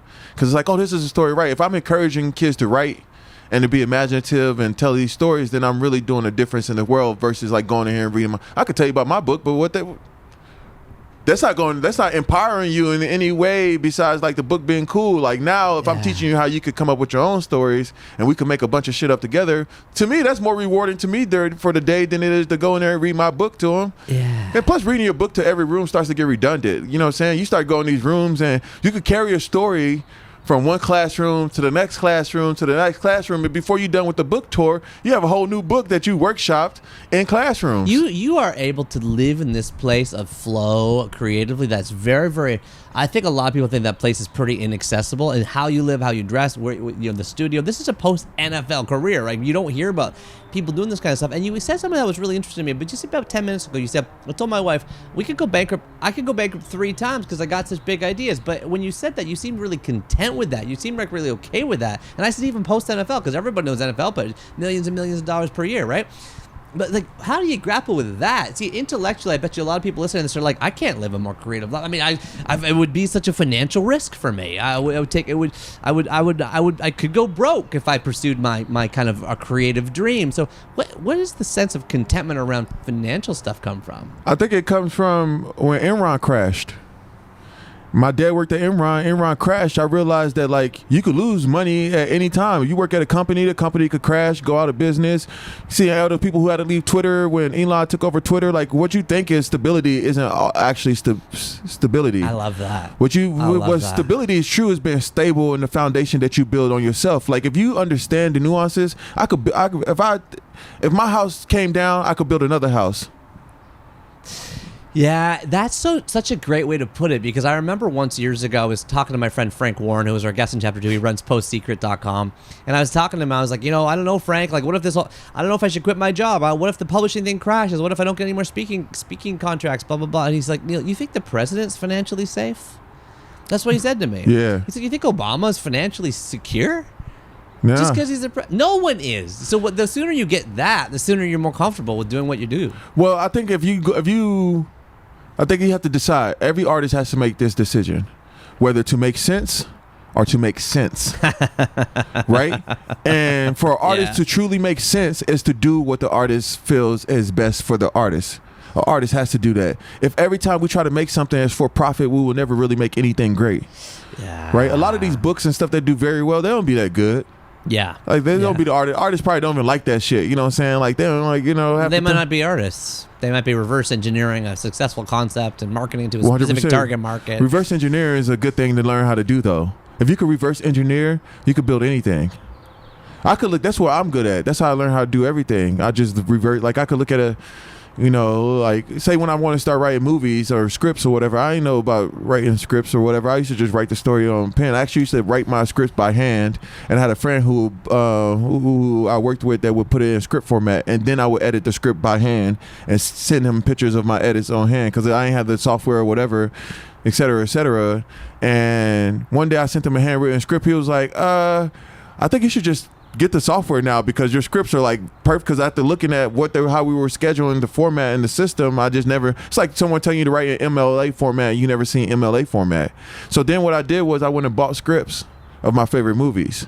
Like I got the original script of Blank Man, I got original script of Up, I got original script of The Incredibles, and I would read scripts. And I'll just go through the scripts and I'll be like, oh, I get it. And then I'll watch the movie and see how the script correlated to the movie. Yeah. And that's how I learned how to write movies. Yeah. And now I got a whole series at Disney. There you go.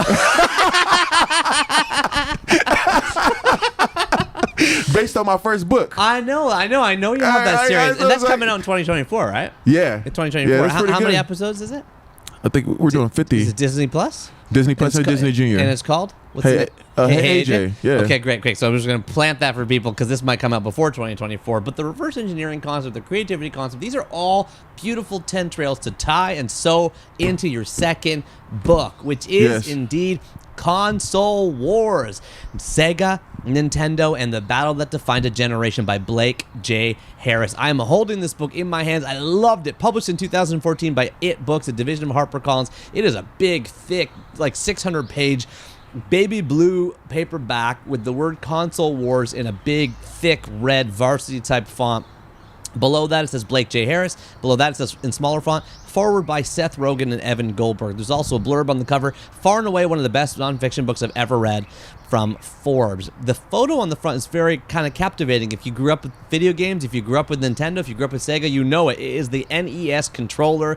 Yes, with the BA and the you know the red buttons. You can picture it perfectly. And the Sega Genesis controller tethered together. So it's kind of cool because you would never see those controllers tethered together.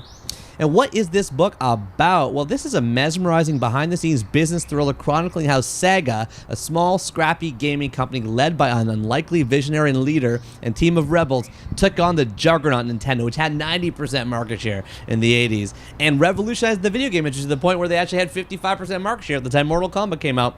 File this one under 338.761 for private sector economics. Marty, tell us about your relationship with Console Wars by Blake J. Harris.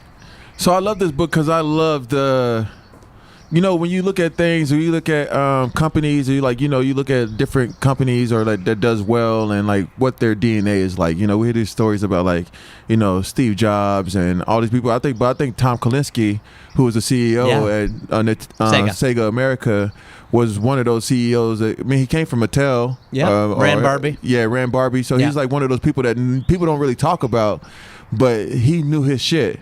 And my thing about this too is I feel like I'm Sega.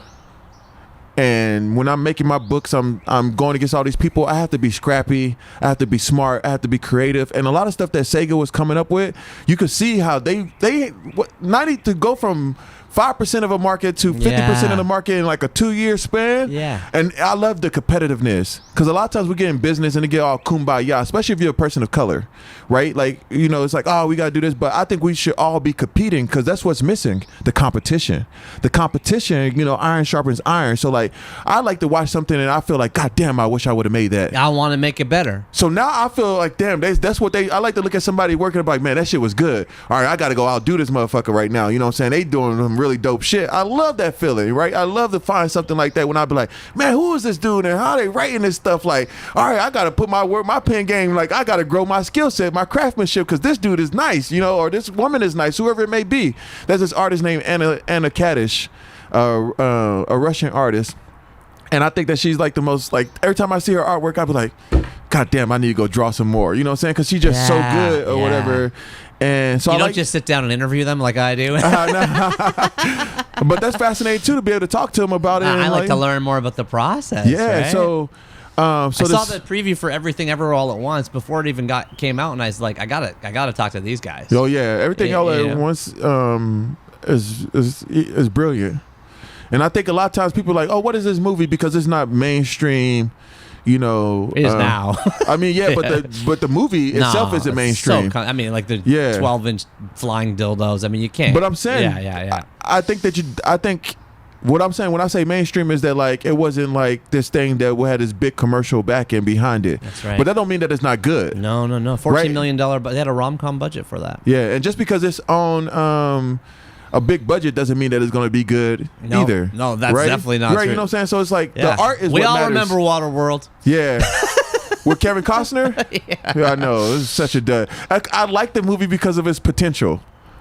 Like I look at it, I'm like, man, this is kind of like I could see what they was trying to do, you know, because it's like, what's the movie that Charlize Theron just did when they was in the Mad Max, but on the water? It's like Mad Max on water, you know what I'm saying? Yeah, but console wars to me got me to the point where like I really love this idea of the competition and I feel like I'm the underdog with this thought process of, you know, being a true artist in this space which everything is commercialized and marketed and advertised to us in a way that's not really about the art. You know what I'm saying? It's about, you know, you got brand recognition, which usually drives and like even author names. Like some of these authors, they just living off their names, but their work has died. You people that are writing books, you're saying? Yeah, like books, movie makers. It's just like they still get opportunities based on their names. It's why Tarantino says he's only making 10 films and he's already done 9. He says I don't want to be one of those directors that's making bad stuff when I'm old. Yeah, I mean, if you and I always tell Tarantino, like I wouldn't even put a cap on it. It's just like, if you have the idea, and when you're 60 or 70, you should be allowed to make the movie. Like, I'm not going to say I'm not going to write no more children's books or anything. I don't look at myself as an author, though. Like, I don't think of myself as an author. I'm just a maker, a storyteller, and sometimes the best form or medium to use is through children's books. So sometimes it's best to tell a story through song. Sometimes it's best to tell a story through video games. Sometimes it's best to tell it through cartoon. My idea, my goal, my thing that I have to do is kind of consider each idea that I have and what's the best way to communicate this story. Yeah. So sometimes it's a book, sometimes it's a novel, sometimes it's this, or maybe just a poem. Like you maybe think of this grand scheme of an idea and it turns out to be a haiku. You be like, God damn, I got all of that in this many words. 7 you know words. what I'm saying? So yeah, like these comics I've been working on, I started using the Kisho Teketsu storytelling style, which is a 4-panel Japanese style, because it worked best for that story. So like my ideas. Who's this place, by the way? This place here is, how many people are here? Is it just you? It's just me here. I come one only person who's here every day. It just sounds like you're making like hundreds of things. I am. I mean, I have people that I call them collaborators. So like say you work with somebody on this, you work with somebody on that. Yeah, so say like if I'm arranging, like we composing music for orchestra right now. So like if I'm doing that, like I may not be as highly skilled at composing, but I understand what I'm trying to do, so I could work with composers and get my ideas and arrangements across while working and collaborating with them. So like a lot of times what we happen is we feel like we don't have the skill set to do something, but that don't mean that like sometimes it's like the other person is an extension of your hands. Right, their hands can do this better than my hands can, and that doesn't matter to me because the most important thing is the idea.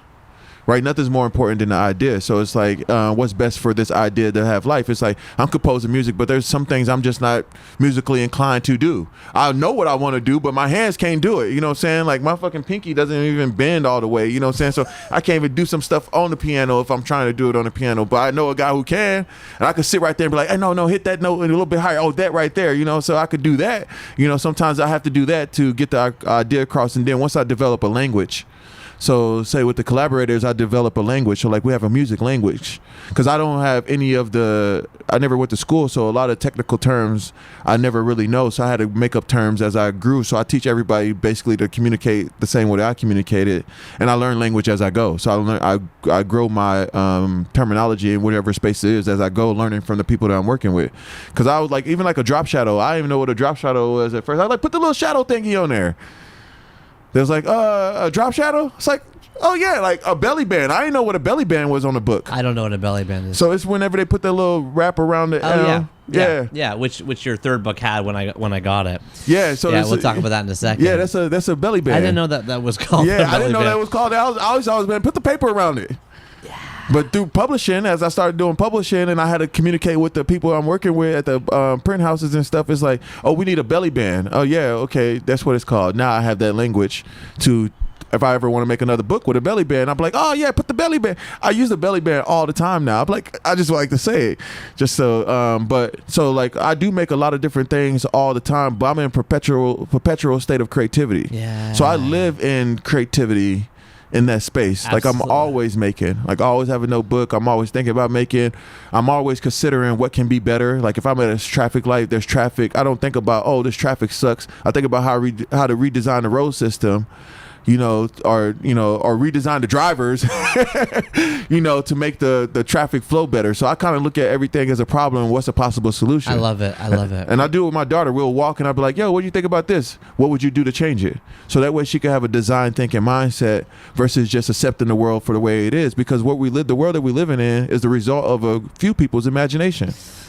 So, like, if they can imagine what the world is like, why isn't my imagination to shape the world and change the world is just as powerful as I could do it myself, too? It's like I heard you say on another conversation, there's 3 things people could do to inject imagination or creativity, and one of them was traveling, and you had 2 others. Oh, no, so there's only 3 ways to be reprogrammed.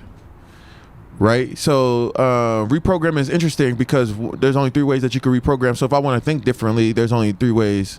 3 ways to think. There's only 3 ways to think differently. Well, to reprogram yourself to think differently. Yeah. Right, to see, like, to change your perspective, which is, one is traveling, which is basically, you could say, putting yourself in someone else's shoes. You're in different water. You're in different water. You're learning. You see things. Like, you think about poverty different when you go to a third world country and you see, like, damn, there's not even toilets or infrastructure of light. And you come back here and you look at poverty. And not saying that poverty isn't bad, but it's 2 different spectrum of what we consider to be, gross negligence, and then and then the negligence that's happening across the world. So traveling is a huge way to change and develop and grow.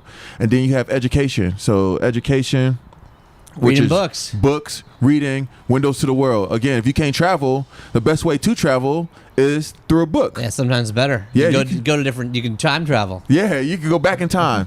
I like to read a lot of design books from like the 60s, just to kind of like, because that's when they really started like really honing in on everything, and it's just like, yo, this is crazy the way they were thinking, and some of the problems they thought was going to happen in the 80s didn't happen till today. But they were privy to the possibilities of the way things were happening and what could come out of it. They thought about the world and creatively and what their work would do. Because anytime the reason people still want mid-century modern. 100%. Because anytime you design something, the first thing you should really think about is how is it going to be disposed of, right? Because it's like you got to consider that, because otherwise does it break down? Is it going to work with the earth? I use mostly recycled paper for my books as well. So most of my books are made out of recycled material. And it's interesting because you talk to publishers, it costs more, but you know what I'm saying? And then I don't upcharge because most people are like, oh, the paper is recycled, I'm going to charge you more because the paper costs me more, which makes a lot of sense business-wise. But at the same time, you want the books to be affordable because every kid should be able to get a book. Books have to be accessible. Traveling's number 1, education's number 2. And the other one is life-changing experiences, like near-death experience, or having your dad go bankrupt from Enron and that freeing you from financial worry. Yeah. I mean, that's a life change. We made it through it. That's what I'm saying. Yeah, exactly. So Enron goes bankrupt. You're how old, by the way? Your dad's an IT guy there. I'm so you lose everything. I'm going into ninth grade, I think. Right, so you lose everything. It's hard for him to get. I heard. Well, it's hard for him to find a job. We didn't lose everything. My mom was working. My mom was taking care of everything, and my dad, he started his own company called Bennett Networking. So I used to program in network buildings with my dad for a while, but it wasn't really stable because you got to find work where you could find work. But my dad stopped and took another job. And to me, I always felt like, dang, if he would just kept building Bennett Networking, who knew what came from that? But I also understand the financial burden that my mom had to have with the insecurity of that thing as well. But I'm like, if my parents could make it through that, you know what I'm saying, then that period of time, then me going like losing things, I could recover from that. Absolutely. So I was never really. I retired from football early. You know what I'm saying? How old were you when you retired from? I mean, I was 30. You're 30, yeah, but you started when you. But I played 10 years, and you were still healthy. You could kept going. I could play 5. I could possibly. My brother. I could possibly still be playing right now. Yeah, physically. So why'd you stop? Not mentally. Why'd you stop? What was the? Well, I wanted to do something that I loved everything about. Mm-hmm. When I was in Japan, I was there. I was just meeting so many different people. And you had a 10-day retreat in Japan. Yeah, solo by myself. Belichick called you up there. He did. He hit me up. It's always funny. But and I met this lady named Miho.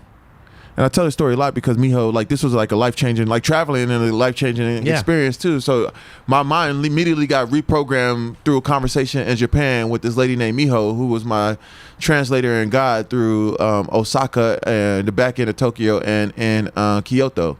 So we were together, riding together and going through all. It's just me and her. You're late 20s. Something calls you to Japan. You spend 10 days there. You meet Miho. And what'd she say? And one day we was walking, and I told Miho, and we had took a lot of steps. It was like 30, it was close to 30,000 steps.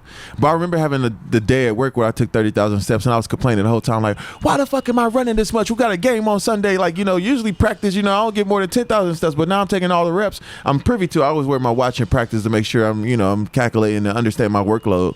And or a Fitbit or whatever watch it is that kind of calculate anything that a normal person would wear when they work out. I wear during football practice because I just wanted that information. And I talked to Miho. I was like, man, Miho, we still walking? And she's like, yes, and I have so much more to show you. I was like, dang. I said, Miho, how often do you do this? She's like, oh, I try to do this every day, Marty's son. And I'm about 2 feet, 3 feet, maybe 4 feet taller than Miho. You know what I'm saying? So, and she's like, I try to do this every day, Marty's son. I was like, every day? She's like, every single day. I love everything about it. I love meeting new people. I love showing people Japan. I love eating the food. I love learning about people. I love walking. I love everything about it. I try to do it every day. And then the days I don't do it, it's like, oh, I wish I was doing it. And then I'm sitting here, I'm thinking like, damn, I said at lunch that day, I was like, she's like, well, she took me to get chicken, speaking of chicken. And she was like, hey, do you like chicken? It's like, Miho, I love chicken. We eat fried chicken thighs, like whatever you want. Popeyes. We get there, it's chicken beak, chicken feet. I'm like, this is the only part of the chicken I don't eat. I'll try it, you know what I'm saying? But this ain't the part I don't eat. But at lunch, I asked her, I said, Miho, I just want to let you know I want what you have. And she's like, what do you mean? I was like, I want to do something in which every day I love everything about it, every part of it, even the 30,000 steps, right? Even all the walking, all this, all these parts that you would never or normally would complain about. Yeah. I want something that I never feel a day where even the hard parts, even the hard, I love it, right? And she's like, oh yeah, Marty son, it's a beautiful life. And I was like, yeah, it's great. And so when I got on the plane back, I wrote my retirement letter because I didn't love everything about football. It didn't take me long to realize I was doing something that I didn't love everything about. But it pays you so much money. And that's what everybody said when I was like, I'm about to retire. They're like, but you're going to get $5 million this year. He said, I always felt like I was going to make more money outside of football. I felt like most of my income was going to come later in life because I made a lot of long-term bets. Reading books being a big one. Yeah. That's a long-term bet. Yeah. You're investing in your future brain. 100%. There's information from books I read years ago that just not coming up. And I'm like, I know how to use this information. Yeah. Because the one thing I try not to do is to read books in which I can't use the information. I try to put the information into action right away. Yeah. So I usually read as I'm like I read this book, this Console Wars, when I started building video games. Right. So it's like, oh dang, like it was about this, and I was like, oh man, I like this energy of like this company, this idea, Sega, what they were doing, the smart people they had, the personalities, and like the energy of what Sega represented. And you could really tell like there was a difference being a Sega kid and a Nintendo kid. And I love Nintendo because I think Nintendo is one of the few Blue Ocean companies that's out there. Blue Ocean?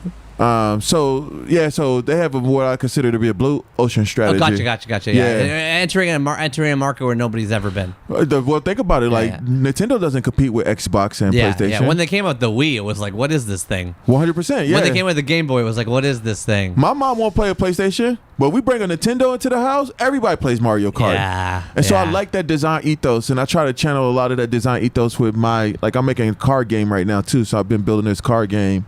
And I built another card game that's kind of like Pokemon as well that I haven't finished. Still working through that. That's how Nintendo started. I know, it started as cards. So I thought it was interesting that I was doing a card game to start as well, because it's like, dang, it has a lot of that energy. So a lot of my philosophy is more Eastern than Western. And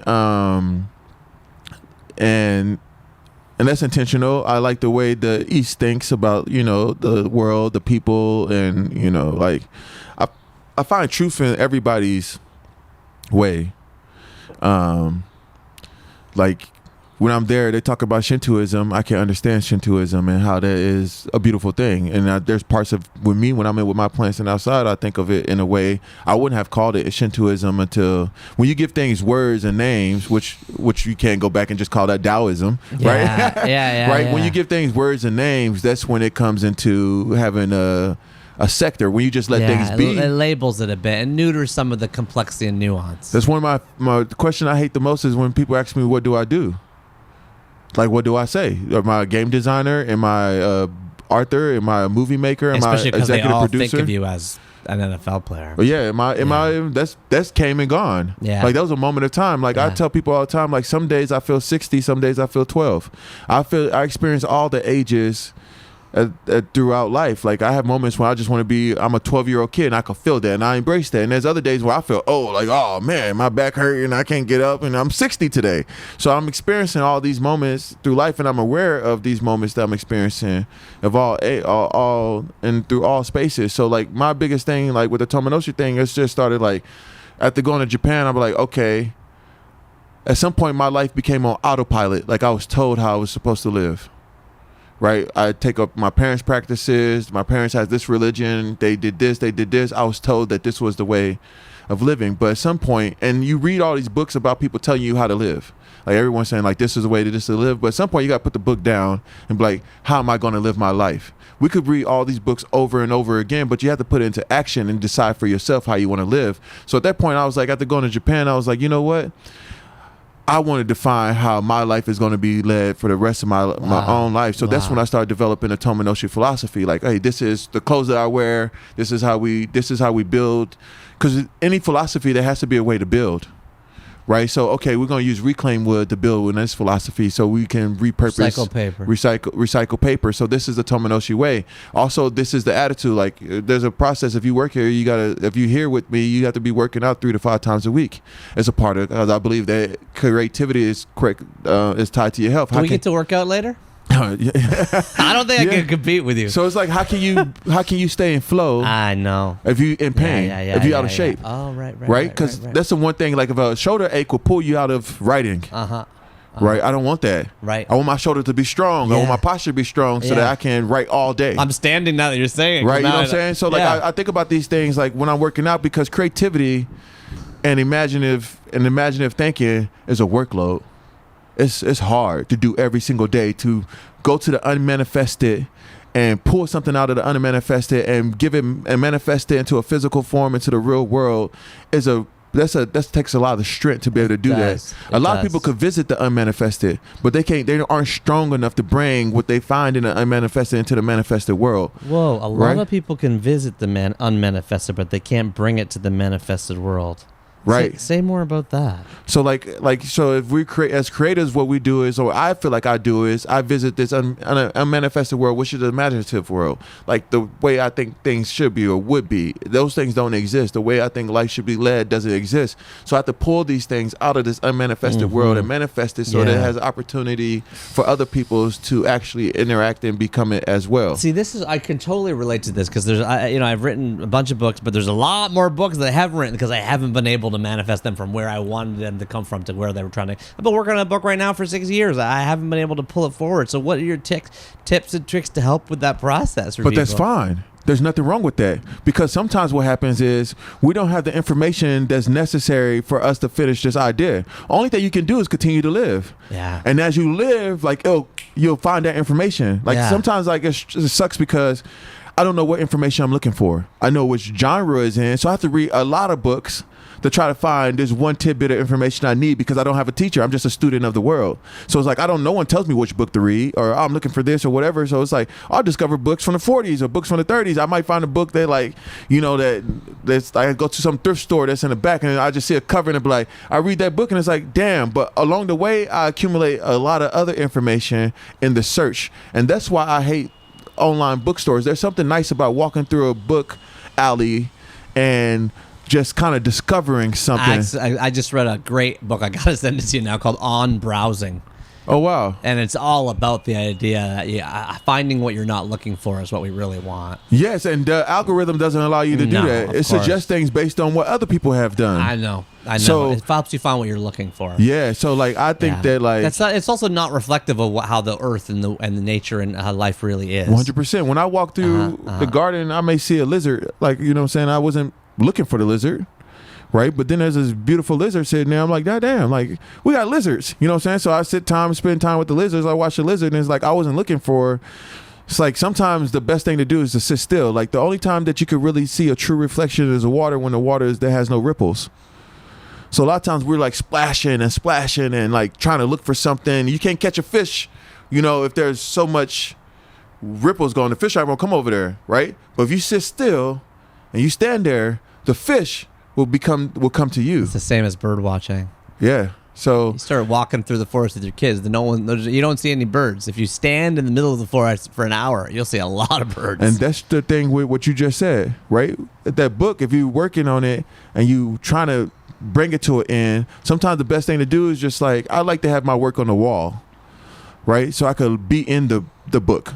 Yes. So like, I don't like my book. I don't like it on a computer, because in a computer you can't immerse yourself in what you're doing. When you look around and you see all those pages on the wall and you put them up there and you walk up to a page and you read it and you circle something, you make a connection that's harder to make when you have to scroll up and down of pages, because you could go like, oh shit, you could see everything everywhere all at once. Yeah. So I always work on large sheets of paper on the wall. I know. Yeah, so it's you're right, because what we're looking at the tiny computer screen, of course it's going to be. That's not empowering, right? I still write books by hand. Like I'll write my original stories on paper. Like I still write on paper. I carry a notebook with me and I collect names. Like if I meet people, I'm like, oh man, like my daughter had a birthday party and there was this girl named Shamari there. I was like, oh, that's a really beautiful name. So I collected the name and put it in my name bank. So if I need a name for a character, it's like, oh, she sounds like a Shamari. Like I met these people. So you write it in your notebook. And then how do you move from notebook to name bank? What's that process? I give it to Jessica. You have an assistant. Yeah. And you say, okay, so do you have somebody helping you that helps download all your creative ingestions and organize and file and sort them for you in a way that's accessible to you? I build systems. Yeah. So the thing I've tell about people is like, systems are what can last a lifetime. Individual creativity dies with the individual. But since I have a system for how we make things, my daughter can inherit my systems. And if she wants to go in there, remake anything or add to the systems or build onto the system, at least she has a blueprint of the process. Yeah. A lot of times we don't leave blueprints of our processes for our children on how to do it and do it again and again and again. So we always talk about generational wealth, but we don't talk about generational knowledge. Yeah. Right? Generational knowledge is the passing down of like, yo, this is, like that craftsmanship. Like this is how you build a house. Right? This is how we built our houses, and this is the blueprint. And you grow up in that, and then you see it. Now you look back at it, you be like, oh man, my dad left me the blueprint so I could build houses too. If I want. Yeah. But then I tell people too, it's like, she may not want to build houses. They may just want to do the interior design, but they can still build houses in the same shape, and interior design in the houses may be their calling. Yeah. So you can still work in the same space if you want. Like, you know what I'm saying? Like, I know my daughter's going to be in the creative space, but I don't know what's she going to do creatively. Is she going to write books? Is she going to act? I don't know. I just give her a cornucopia of opportunity with the arts. Go to plays, go to this. The biggest thing we could do is introduce our kids to possibilities. And the introduction to possibilities informs their mind of what's actually possible. Yeah. Right? So it's like, we go to the ballet, she's like, oh dad, can I do the ballet? Yeah, you can do that. There's a lot of hard work. You see how good these people are. Like, you can do anything if you work hard. I mean, there's some other stuff that goes into it too, but like, you can have and also defining what that means. Like, I always want to have a garden. Do I need a botanical garden? That would be nice. I wouldn't mind having a full-on garden, but like, what I have is realize that you achieve your dream, even if it doesn't seem to be the dream that you thought it would be. Your dream is right there in front of you, right? Do we have to wait? If I want to be an author, does being an author mean that I have to sell 1 million copies of a book? Or the fact that I'm writing books is what I really got into it for. Yeah. Right? I got into it. Now, if a book sells 1 million copies, fuck yeah. It depends which type of success you want. You got to make sense or make sense. Yeah, exactly. You mentioned Tom Kalinske because he is the central character. Blake J. Harris interviewed over 200 people for this book. Everybody was involved throughout the 80s and 90s about the Nintendo Sega kind of war. Tom Kalinske comes off as kind of the main character, the protagonist. It's all about his leadership, his visionary style. You've said of the 10 years you played, or was it 10 years in the NFL? Yeah. You said, I had one happy year. It was with Bill Belichick. This guy, I've been watching him for years. Everybody's been watching him for years. He comes on the press conferences. He's demure. He's quiet. He doesn't say nothing. There's no details. There's no release. He said he let you be you. Normally teams, I heard you say, would kind of push you to play if you were hurt. He said, let's go talk to the trainer, see what happened to get ready for. I wanted to, could you open up his leadership for me a little bit? Yeah, I mean, I've played hurt my entire life, right? I played in the game. I tore my MCL on a Sunday and played on Thursday Night Football. and played well. You know, caught 6 balls. You know, going out there and ball. So playing hurt. There's a difference between playing hurt and being injured. And I think some coaches are toe the line. It's my decision to decide when, like, if it's something that's hurt or injured. A lot of people are hurt, right? But injury is totally different. Of course they're hurt. I look on TV at like one hit. I'm like, that would just destroy a human every time you get crushed. I like Bill Belichick, but I think the reason why he let people be themselves is because he allows himself to be himself. And I think that when you, like, it's almost like when you follow your dreams, you give others permission to follow your dreams, right? And sometimes when you're being yourself, you give others permission to be themselves. When most people are looking for a partner, they're looking for a partner that allows them to be themselves, who I could just be me around all the time. And the number one way to do that with someone else is for you to be yourself. Right? So if you being yourself with them, that person feels like it's okay for them to be themselves with you. And I think that's a part about Bill where he's like, oh, I understand, like, you know what I'm saying? On the football field, it's like whatever. Like, this is how you want the play run. This is how you want to do it. I'm cool with that. Every team has that. But like off the field, who I am as a person has nothing to do with you. See, I thought there was like the Patriot way. They don't get in trouble as much on social media, talking as much. But I don't get in trouble. I never, like, the whole thing is like my entire life, people, like, what got me in trouble is standing firm on my code of ethics and my morals, which I would do every single day for the rest of my life. Exactly. So, like, if that's a problem with you, then we just gonna have problems. Yeah. It's never been about getting the plays or coming to work and being a professional in a building or anything like that. I've never had issues. Yeah. You have integrity. I have integrity. Yeah. And in a space where they want to manipulate you to become what they want you to be. And that's the biggest thing. I didn't want to give up my identity to be who they wanted me to be. I wanted to be myself while doing what it was I was trying to do. Yeah. And it's the same thing with me now. Like, if I run into, if I'm working shopping for different studios and stuff, I'm not going to go work at a studio that causes me to compromise my integrity and my belief system and what I want to make based on what they want to do. So why would I work with you? Right? Exactly. So Bill Belichick being up there with the Patriots, it was really cool because it was really just about the work. Like, at work, it was just about the work.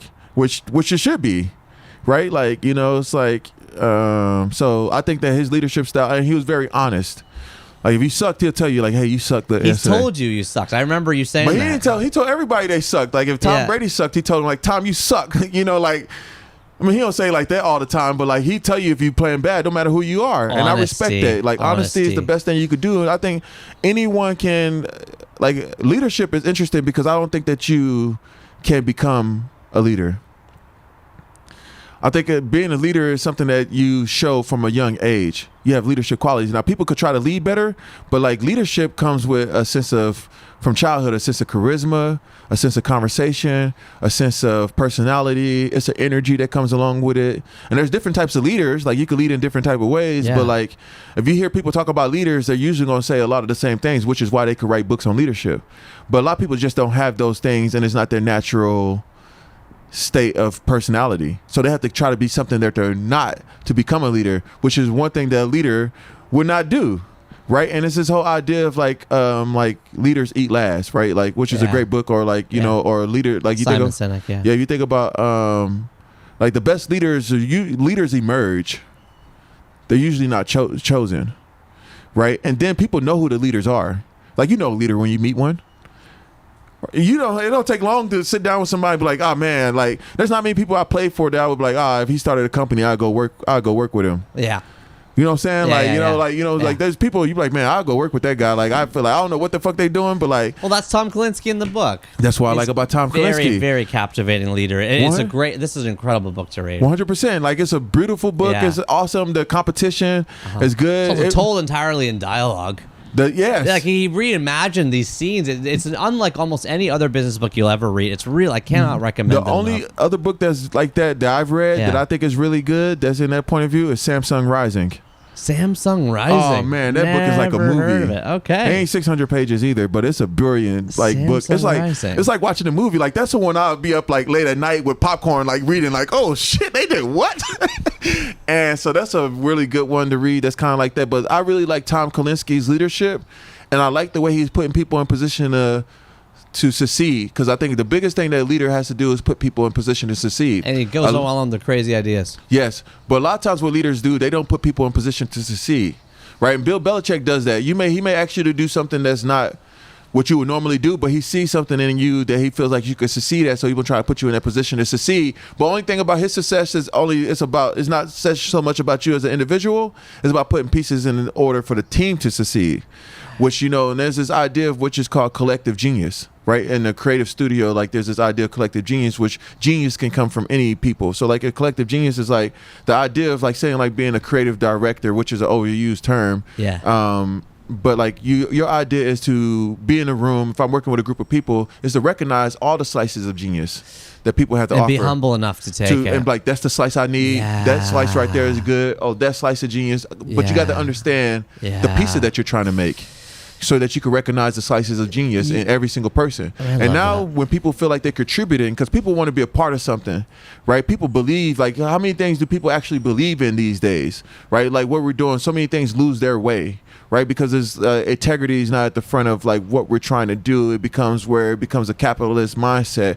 But like this idea of like leading people, if I'm gonna lead people, right, and I'll tell you I'm gonna take you here, this is where I'm gonna take you. Also, as a leader, you have to be in the space of being like, hey, we took too many steps in the wrong direction. Let's turn around. And then when they lead that, we'd be like, hey, follow, Tom, right? Follow Tom. He knows this way. And then as the idea of being at the back of the wolf pack, right? The leader of the wolf pack is usually at the back of the wolf pack. That's because if you attack a wolf pack, you're going to attack from behind. So to protect the weakest in the wolf pack, the alpha wolf trails in the back of the wolf pack. Puts the second in charge. So sometimes you need to learn when to go to the back of the line, because when you go to the back of the line, you also get to see the entire group of how everybody's operating and how it's going, and you can make different changes than if you're always at the front of the line. The people who are behind the leaders or that's working are usually the ones that the leader should listen to the most, because they see more because they're at the back. Like, like the person at the, if you're going through, so it's like almost like having this vision. Like the leader usually have tunnel vision. Like the train director may see things, but he has to focus on the road. The person in the back of the thing taking it, they're not driving at all. You're just kind of like, damn, look at that tree. You know what I'm saying? Look at this beautiful. Isn't that another Belichick thing? Because it was, you guys were down 28-3 in the Super Bowl, and you said that the coaches came to you and said, what are you seeing up there? And you said typically in NFL locker rooms, the coaches don't say, what are you saying? They tell you, here's what you're going to do. Yeah, and that was interesting. In the Super Bowl at halftime, they're coming to the players and saying, "What are you seeing?" So that that's a humble leaders eat last type gesture. 100%. If you got guys that you trust, that know their shit, you need to ask them about their shit. Hey, yo, man, what y'all got?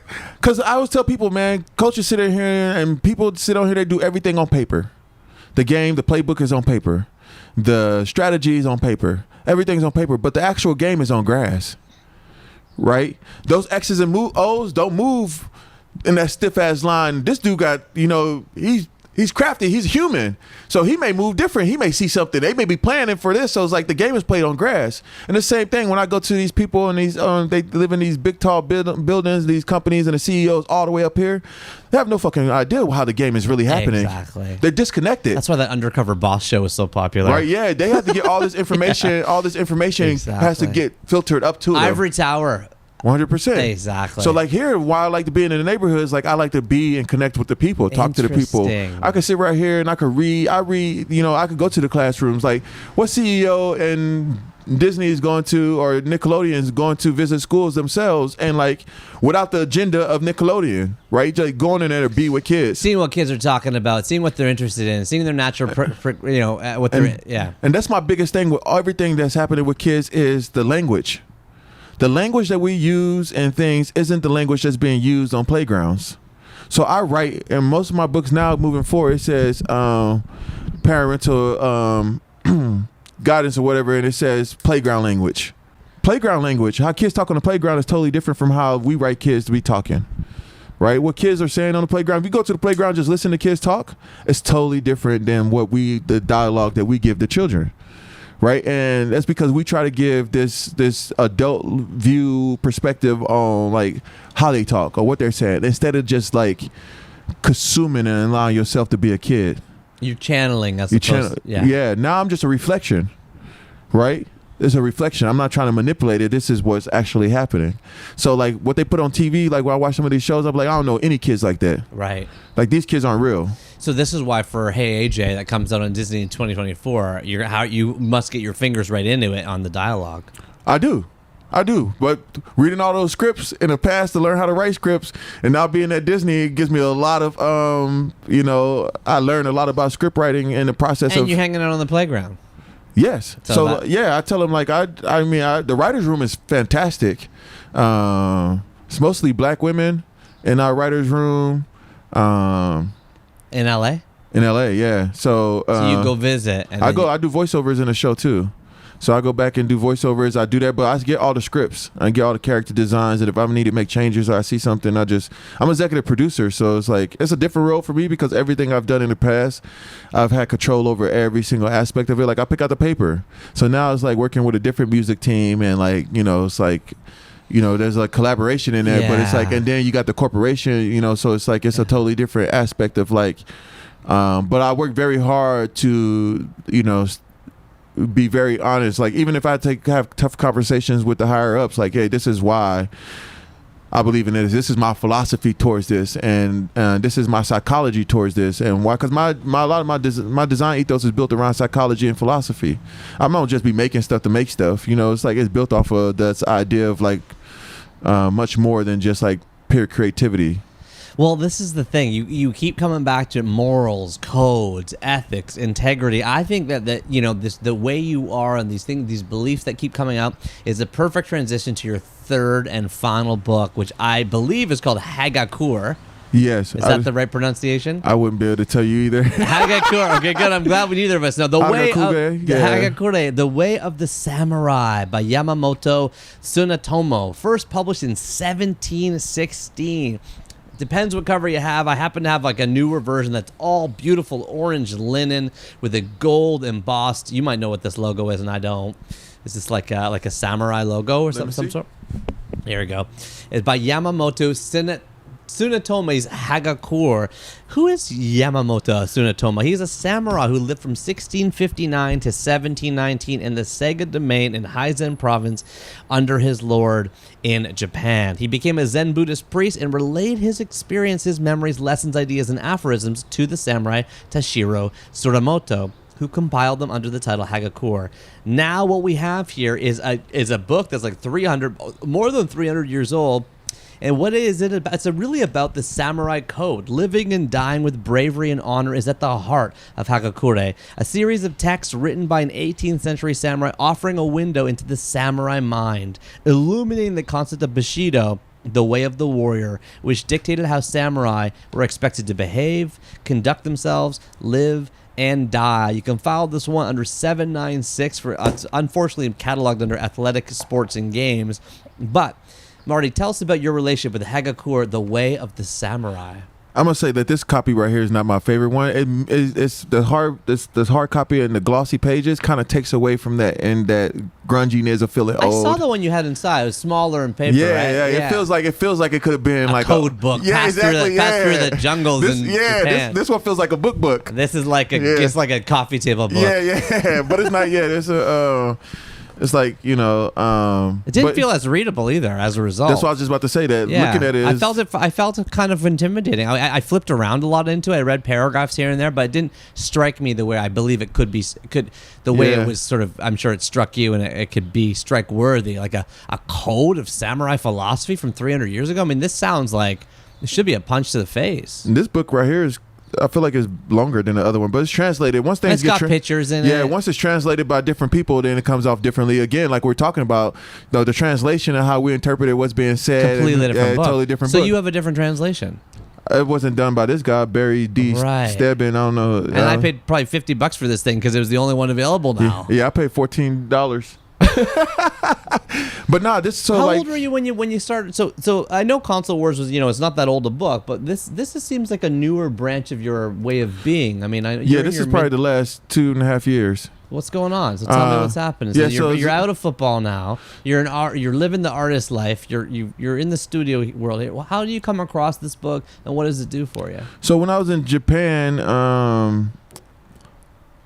one of the cool things is like I went to like the Shinto shrines and and all these things, and this is interesting too. This cover is interesting because I don't know if those are supposed to be flowers that's coming out of the sword, but like that would make sense to me because this code would be interesting because like samurais are in charge of a lot of beauty that came across Japan. So like I think of America, we think about warriors, we just think about kill because the military is the idea of a warrior here in the grand scheme of them. But back then there was like there's a lot of integrity of like they had to be poets, they were the educated, they were the higher class, they had gardens, they tended to yards, they cared about their people. It's and a metaphor for you. Exactly. I mean, you're playing violent game of football, and now you're showing me your bird hotel. So I connect with the samurai, and I still train with my swords, and I practice with the swords, all different types of weapons. Wait, did you buy a samurai sword after you read this book? How'd this book get put in your hands? I know you went to Japan. I know you were struck by it. No, I think I was just walking through the bookstore, and I was just like, I had just read a book about Bruce Lee, because someone has told me, I was talking to my agent, actually, my old football agent, and we was catching up, and I was telling him, he's like, man, this may sound crazy, but you know who you sound like right now? And he's an older guy. I was like, who? He's like, man, you sound just like Bruce Lee. There's a lot of stuff that Bruce Lee was saying, like you saying it differently, but it's like, man, you sound a lot like Bruce Lee right now. So then I was like, I don't really know much more about Bruce Lee besides what was, the main stuff about Bruce Lee and his movies and stuff like that. So then I started reading about Bruce Lee, and he was a philosopher and a writer, and like his integrity to make the film so people like him could be in those movies, and he wouldn't take certain roles because he didn't want to be put in certain lights and things like that. So then I started reading about, I'm like, dang, and then there was this other book about Bruce Lee in the forward, and it was written by his wife. And I read the forward by his wife, and I was so moved by it because it felt like something my wife would write about me. I was like, yo, babe, I told my wife, I was like, you ain't got to read the book, but read this forward, because I feel like at least this is how if you ever do write a forward about me, making something like this. But it felt like, I was like, dang, his wife talk about him the way that my wife talks about me. And so then when I was in that same section, I was like, oh, so I read a couple books about Bruce Lee. And then when I was over there and I was thinking about the samurai, I watch a lot. I love samurai movies. Okay, so starts with that. Oh, yeah, it's all rooted in film. This is a culture, for those that don't know, that was like a prominent warrior poet culture in Japan from like 1300 to 1800-ish. And exactly, I still feel like I'm a warrior, right? As far as like what I'm fighting for is totally different. The way I need to fight, I might not have to swing my sword all the time, but I do have to fight these different battles, whether it's for other creators or for people who look like me, kids that look like me, neighborhoods. Yes, I'm still fighting in several different fights and in this warrior way, but I also want to make sure that I'm not destroying the world in my fights. Like, it's not about destruction, right? It's about construction, right? So like, I'm not here to tear things down. I'm here to build things up and to plant new seeds and grow new ideas. So the thing that connected to me when I was in Japan, when I left, I was known as the Happy Samurai, because everyone, that's what they called me. She's like, oh, you're like Happy. Miho gave me this nickname. So I actually have a book called The Happy Samurai that I've been writing. And Miho goes, she's like, oh, Marty-san, because when I walk around with her, she's like, we'll go some places more than once. I was like, oh, I want to go back to that Shinto garden. People live in there. I was like, why they laughing? She was like, oh, because you're like the Happy Samurai. And I was like, she's like, because you look like warrior, and you're 6'7", and we don't have many like warrior type like builds. And the same thing happened to me in Senegal. When I was in Senegal, they thought I was my brother's bodyguard. Oh my gosh. Because one of the guys was like, oh, you look like warrior. I was like, oh, well, thank you. You know what I'm saying? Like, and it's just because I guess because of the way I move and like walk, and but I'm always watching. I'm always very aware, especially I'm in foreign countries. Yeah. My brother, he not so much. You know what I'm saying? I got to watch his back. So I guess that's probably why I look like his bodyguard, because he just kind of just walking through the city. I'm like, man, you know what I'm saying? I'm looking around. I got he in the store. I'm sitting by the door. Now that I think about it, I'm sitting by the door waiting for him to get out of the store, things like that. So I can see why I look like I was his bodyguard. He all free, and I had a lot of fun and, things like that. So, but then I started connecting to this. So when I started looking at this thing, I was like, when I started developing my own philosophy for Tomonoshi, right? And I'm like, bro, like there has to have a deep code of ethics that's prepared for war. Because anytime you try to change the world, you have to be prepared for war. Prepare for war. Right? And so it's like this idea, and all the wars that we fighting are different for everybody. Everybody's fighting a different war. We have these wars and you have these daily battles. So I have to be prepared for these daily battles for me to be overcome wherever obstacles in my way. But at the same time, I need to have enough focus and enough, wherewithal to really understand which battles are worth fighting when to swing my sword, and when to walk away. Right. So, and then as I started looking at the samurai and the philosophy, and it's just like I really connected with their way of being. Like I felt like a samurai. Even when I was in Japan looking at the samurai, I was like, oh, this is like, I put the samurai helmet on and everything. It was like, it fits perfectly. I'm really? I felt like when I'm walking through learning about the samurai. We're all one people. Yeah. So when I'm walking and learning about all the samurai, I'm like, man, these guys sound like me. But I didn't know about their depth of their way of life. I mean, I watched the movies and stuff like that, but like once I started learning about it, I was like, what'd you learn? I mean, I learned about the different codes that they went about, the way they were dressed. Like I get dressed every day because samurais always had to be dressed and to impress. Like that was part of their culture, like to be well dressed and be well read and to be well rounded artists and poets and music, and they did all these arts, but at the same time they trained for war at the same time. They only wanted to bring beauty to their people, right? And they would do anything to make sure that no one tried to take that beauty from their people. So like this type of things, I'm like, man, yeah, like, modern, people always laugh because I'm like, I'm training to be a samurai. They're like, a samurai? Like, no, the Tomonoshi version of a samurai, right? Because these are the things that I feel like I could take and add to what I'm already doing, and it makes sense for me, but it may not make sense for everybody. So then, just the constant training, the attitude toward going to battle, the craftsmanship. Also, if you think about me creatively, like a samurai should never favor another weapon over another weapon, because you never know what weapon you will have to use in a battle. Like everybody glamorizes them with swords and stuff, but a samurai hit you with a rock, because the idea is to win the fight. Right.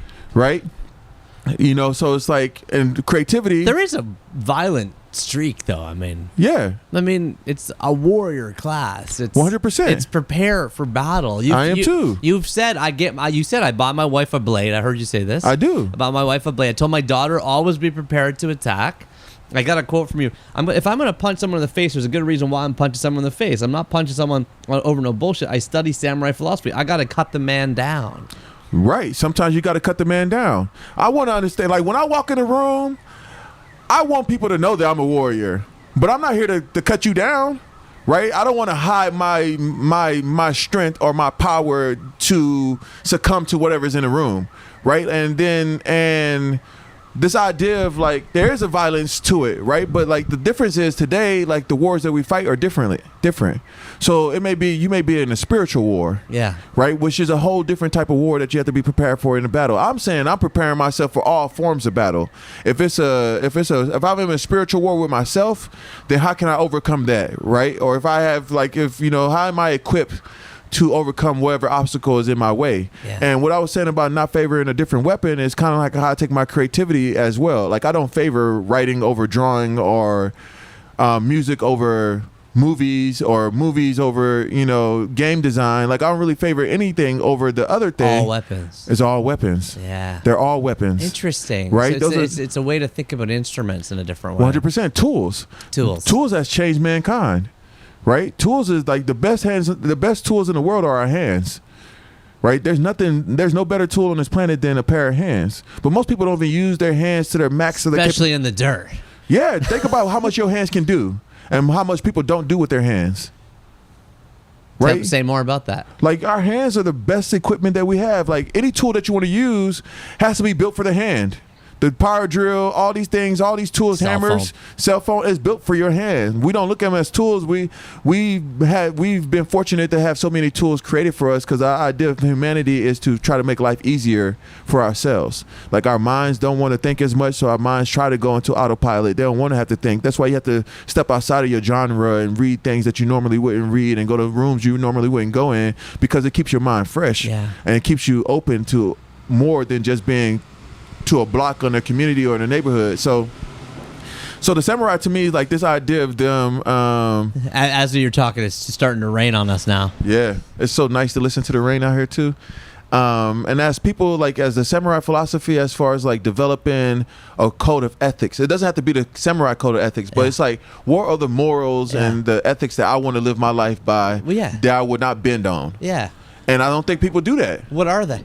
For me, it's like I got a list of it. You know what I'm saying? Like for me, what's one that comes to mind? So it's different in each space. So like I have a design philosophy, right? Which I have to, that's tied to like, this is what I'm going to do when I'm designing my way of life. Like, you know, so say it's like, if I'm like, even to the point of like saying like a code of ethics for a father, right? We have to set this code of ethics for like my daughter. Like my daughter's first experience with love or seeing love is be me loving her mother, right? So her expectations of love and her verse sight of love is what she experienced in the household. So her expectations for love would be probably dictated off the way that she experienced love. Through that, her first true relationship with love would be with me as a male companion. Yeah. Right? So like understanding the psychology is like that. It's like, okay, how am I going to raise my daughter and love my daughter in a relationship with my daughter? Because the relationship I've shaped with her is a relationship that she probably think the relationship of with men will be. That's so true. Yeah. But you know, it sounds it's when we say it sounds simple, but then okay, cool. So it's like, all right, with that conversation is like, so like one thing I do, I date my daughter, meaning like we go on just me and daddy and daughter dates. Like every Friday we go to the bookstore and we go get ice cream, right? She gets a book, we get ice cream, we talk, we have conversations, we connect. I'm the outside dad. Like I'm always like, hey, you want to go outside? Let's go outside. Like teach her ride a bike, all that stuff, these things. So these relationships with my daughter, we watch cartoons together, like all these moments, because there's multiple relationships happening in the house. You have the relationship with yourself, you have a relationship with your wife, you have a relationship with your daughter. Then you have the relationship with your wife and your daughter at the same time, which is a totally different relationship when it's just you and the kid. Never mind if you have more than one kid too, right? Right, like then it goes up exponentially. Right, and then your wife has those individual relationships with all those people as well. There's the whole family traveling together. Exactly. Now you know, like I know. As it goes up in kids, it's just exponential, right? And this is the thing, and it's not just that with kids. Is that you got with your brother and with people that work with you, and you know, there's all kinds of relationships that you have to manage and you have to grow and you have to infuse with your love and your energy if you want them to exist. 100%. So for me, like my life, I wanted to live a life of like, where when I left Japan, I said I would never live a day where I didn't make something. Oh wow. There's 5 years. There's never been a day where I didn't draw, write, build, or make something in the last 5 songs, whatever. There's never been a day where I didn't make something. Wow. What are you gonna make after this conversation? I don't know. You're gonna follow your flow. Yeah, I don't know. Like after I talk to people, usually he already made a podcast. So. Yeah. So this counts. Yeah. So like, so I decided to do that. So like the samurai philosophy, what I really learned about the samurai philosophy is like the integrity of not only having a code, but a lot of times people will come up with code. Oh, you getting rained on over there? I'm just getting wet. I just want to move the recorder. Oh that's yeah. all. So it's like not only having a code, but not bending on the integrity of whatever your code may be. A lot of times people will bend and break their principles based on opportunity or like, oh, it costs this, oh, I'll make this much money, but it goes against who I believe in myself, but I'll do it for this. I walk away, I know it's always bad. I'll tell my brother, like, man, I had to walk away from a deal today, man, but it was so much money. He was like, oh yeah, I was like, it just didn't fit. It just doesn't make sense for what I believe in, right? So SENSE. Yeah. So yeah. It made sense. Yeah. CENTS. Yeah. Well, this is why you walked away from football. This is why your story is so striking to people. This is why people are constantly attracted to the energy you're putting out into the world. This is why Disney's coming to pursue you. This is why there's a publishing company underneath you. This is partly why you're constantly you're constantly following your path. You're constantly living according to a sense of values. And look, at this book has seemed to provide. This is 300 years old, and it's documented of 600 years old, and so it provides a nice framework to follow for people. Yeah. If you're interested in what Marty's talking about, this is a nice book. Maybe don't pick up my fancy hardcover. Get a used one online or whatever. Find it somewhere. But like, there's the idea of keeping a code of ethics that's not necessarily dogma or religious based. It's a way of life. 100%. And like, I think about this too, because I think about masculinity all the time. And people will say that there's toxic masculinity. No, there's not. There's just toxic people. Right? The masculinity itself isn't toxic. The people practicing, doing whatever they're doing, they are toxic people. You know what I'm saying? So it's like, with this idea, but I think the biggest thing that's missing is like this code of ethics between men.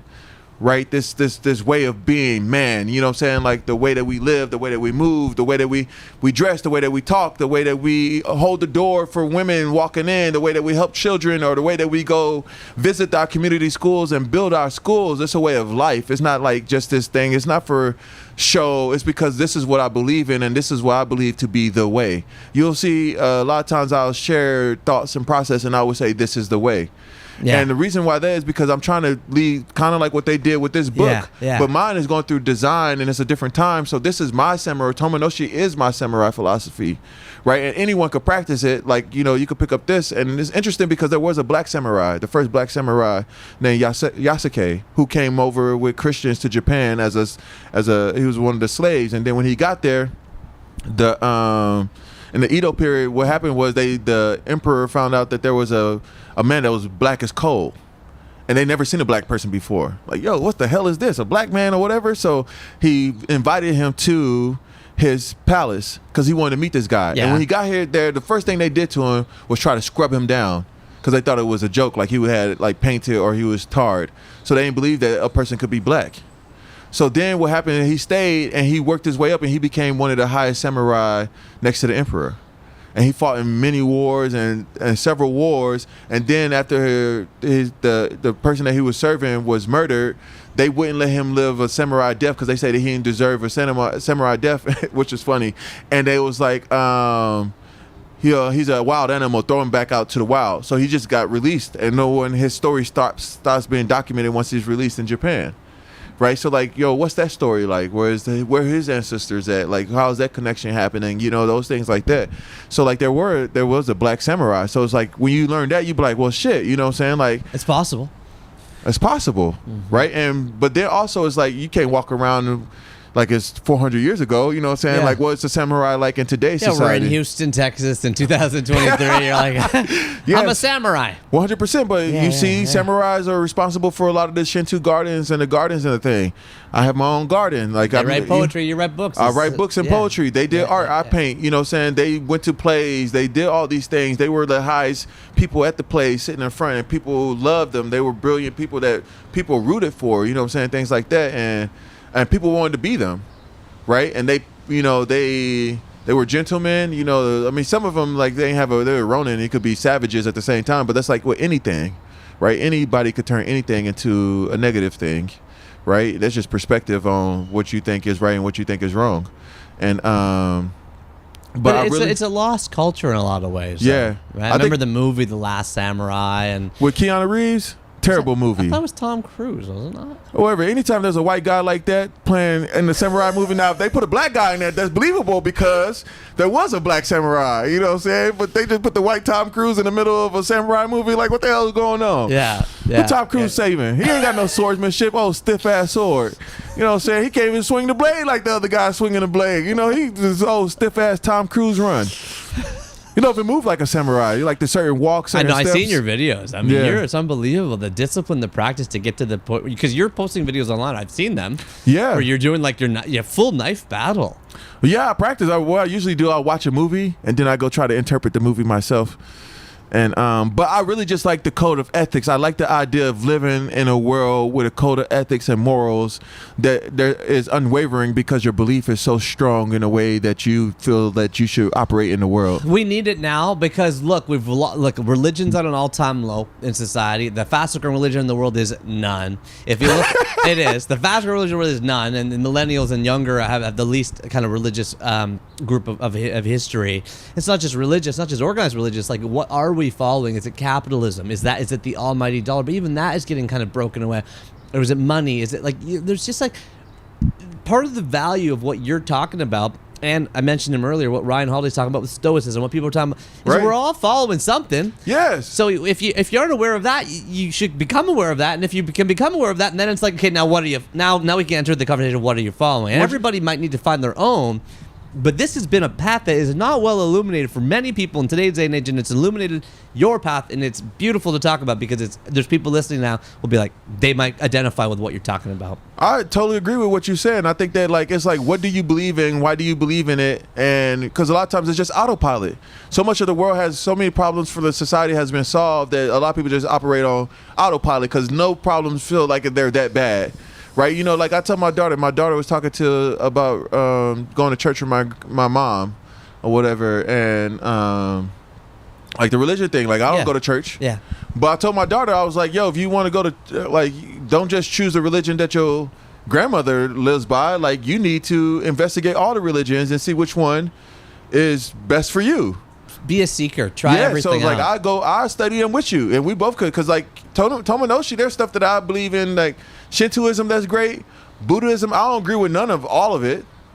Right, but there's some of all of it to me that makes sense. So I kind of bring that into my philosophy. Like I like this, I like that, I like that. All that other shit I don't want. It's like making a plate.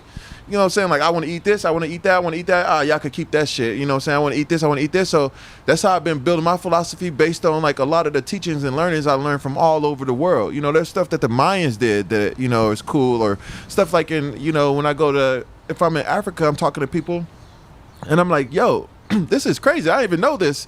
You know, whatever it is they may be telling me, and it's like that's something that I could add to my bucket. So it's like, how am I filling my bucket, and what am I filling in my bucket? And if you constantly filling your bucket will be constantly overflowing. If you're constantly filling your bucket will constantly be overflowing. Martellus Bennett, you have filled all of our buckets today. It has been just a complete joy talking to you. Thank you, man. I appreciate that. About your 3 most formative books. I don't know, because we're both book nerds and book lovers with big bookshelves. If you are up for finishing with some fast money round book questions. All right, let's go. We'll just knock it out real quick. Hardcover, paperback, audio, or e? Paperback. Paperback is easier to bend, carry, doesn't feel restrictive. It's just, it feels like it's me. You know what I'm saying? Like, it's the samurai of books. Yeah. They ain't had no samurais. Didn't have no hard copies. This is a good question because I noticed you were doing this as I walked in this morning. How do you organize your books on your bookshelf? Oh, subject, mostly by subject. Like I put dinosaur books with dinosaurs. Like even if it's a children's book about a dinosaur, I'll put it with the encyclopedia about dinosaurs. But you have a dinosaur section then. Yeah, for the most part. So you're making your own sections then. Yeah, I do like that. And then sometimes some books have to go across sections, so I kind of just make a There's something going on though with your organizing though, because I can see that it's organized. Oh yeah, I also remember where everything is too. So like now she's taking stuff down because we're cataloging everything, but there is a system by which I like to read in what area of the space too. All right. Oh, yeah. Interesting. Yeah, it's like a feng shui kind of element there. Yeah. Do you have a favorite bookstore, a living or dead, that you've ever had a connection with, or? Unfortunately, I never had a connection with a bookstore, and one of my goals is to build the best bookstore possible here in Houston. So, like, I've been designing all kinds of book ideas and bookstores. I have ideas of what I think a bookstore should be like, and I think the biggest thing that bookstores need to do is the librarian. The librarian, like a bar is only as good as its bartenders. Yeah. A librarian, the bookseller, the bookstore is only as good as the librarians, the people who are working in a book. So I would like book lovers, and you have to pay them well enough where they could continue to be book lovers and discover more books and do all those things. So I think finding great librarians and bookkeepers is the key to having a great library. I love that. What's your book lending policy? I make people take a picture with the book.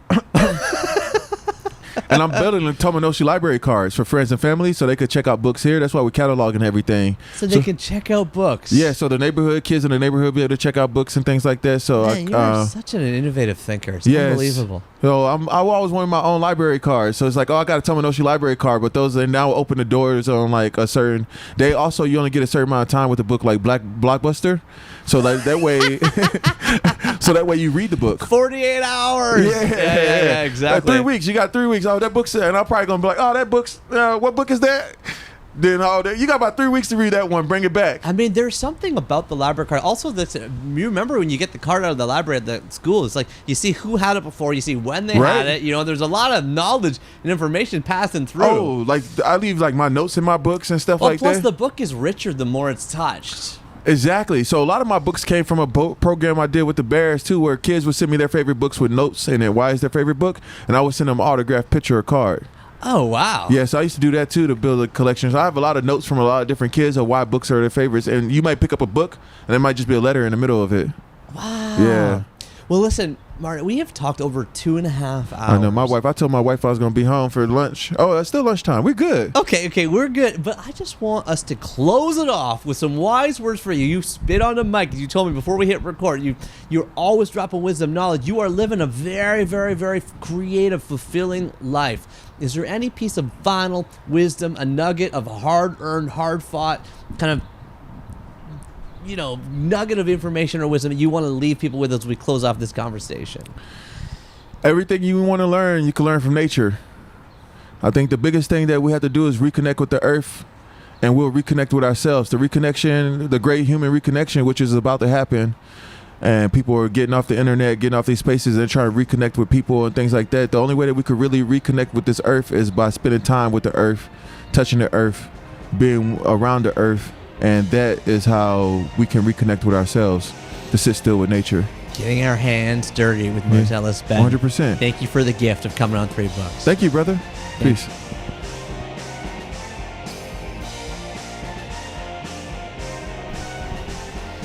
Ooh, getting our hands dirty, touching the earth, spending time with the earth, reconnecting with the earth, and reconnecting with ourselves. With Marty Bennett in the sun-dappled corner of his porch, surrounded by stumps with birds in the background. That was a treat. I hope that me and you and Marty have just had a wild and fun hang up, maybe on a road trip, maybe at a basement gym in Mongolia, maybe walking your dog, maybe while you're in the middle of driving around, whatever you're up to. We were privileged to spend it with you, and I hope you feel privileged to spend it with us. Before we get to the 3 books to add to our top 1,000, which I'll throw over at 3books.co as always, I gotta run down some quotes. I mean, the man is spitting on the mic the whole time. It's just unbelievable. I've written down, over 20 quotes here. The best tools in the world are our hands. I love that. When you follow your dreams, you give others permission to follow their dreams. And sometimes when you're being yourself, you give others permission to be themselves.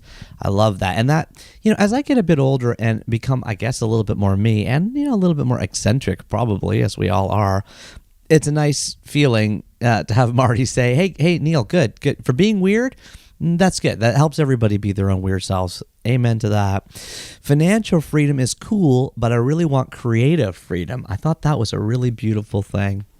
I have a very wealthy neighbor, and sometimes I talk to him about money, and it just sounds like he can't really do much. It sounds like he's kind of trapped. He's got the money, but it's in this vehicle, and it's in this fund, and you can't really do anything. And certainly he works like morning till night every day. Well, is that freedom? I like this idea. Creative freedom over financial freedom. I got more quotes. There is nothing more valuable on this planet than imagination or ideas. I mean, can you argue with that? That's brilliant and concise. I love that. What's better than just listening to a bird saying while I'm sitting out here pondering and wondering about whatever it is I may be pondering and wondering about? I love that. By the way, I sent Marty bird seed after our chat as a thank you. I couldn't find a first edition of any of his books, and I thought, got to keep that bird hotel hopping. And finally, last quote, my life is my biggest art project. How can you, in your life, think about your life like an art project? Like, your life is this expansive, open canvas room that you go and play different things in different corners with different mediums at different times with different people in different places. Like, that's kind of relieving, isn't it? I mean, there's a lot more room for experimentation in art projects. Certainly as you get older and you get kind of into your little, silos and streams, as Marty did 10 years in the NFL, or as I did right now. And now I'm in my writing and podcasting and speaking stream, like how do we constantly bust out of that and think of life like an art project? I love that philosophy. So many more quotes, but those are a few that popped out to me. And we got 3 more books to add to our top 1,000, guys.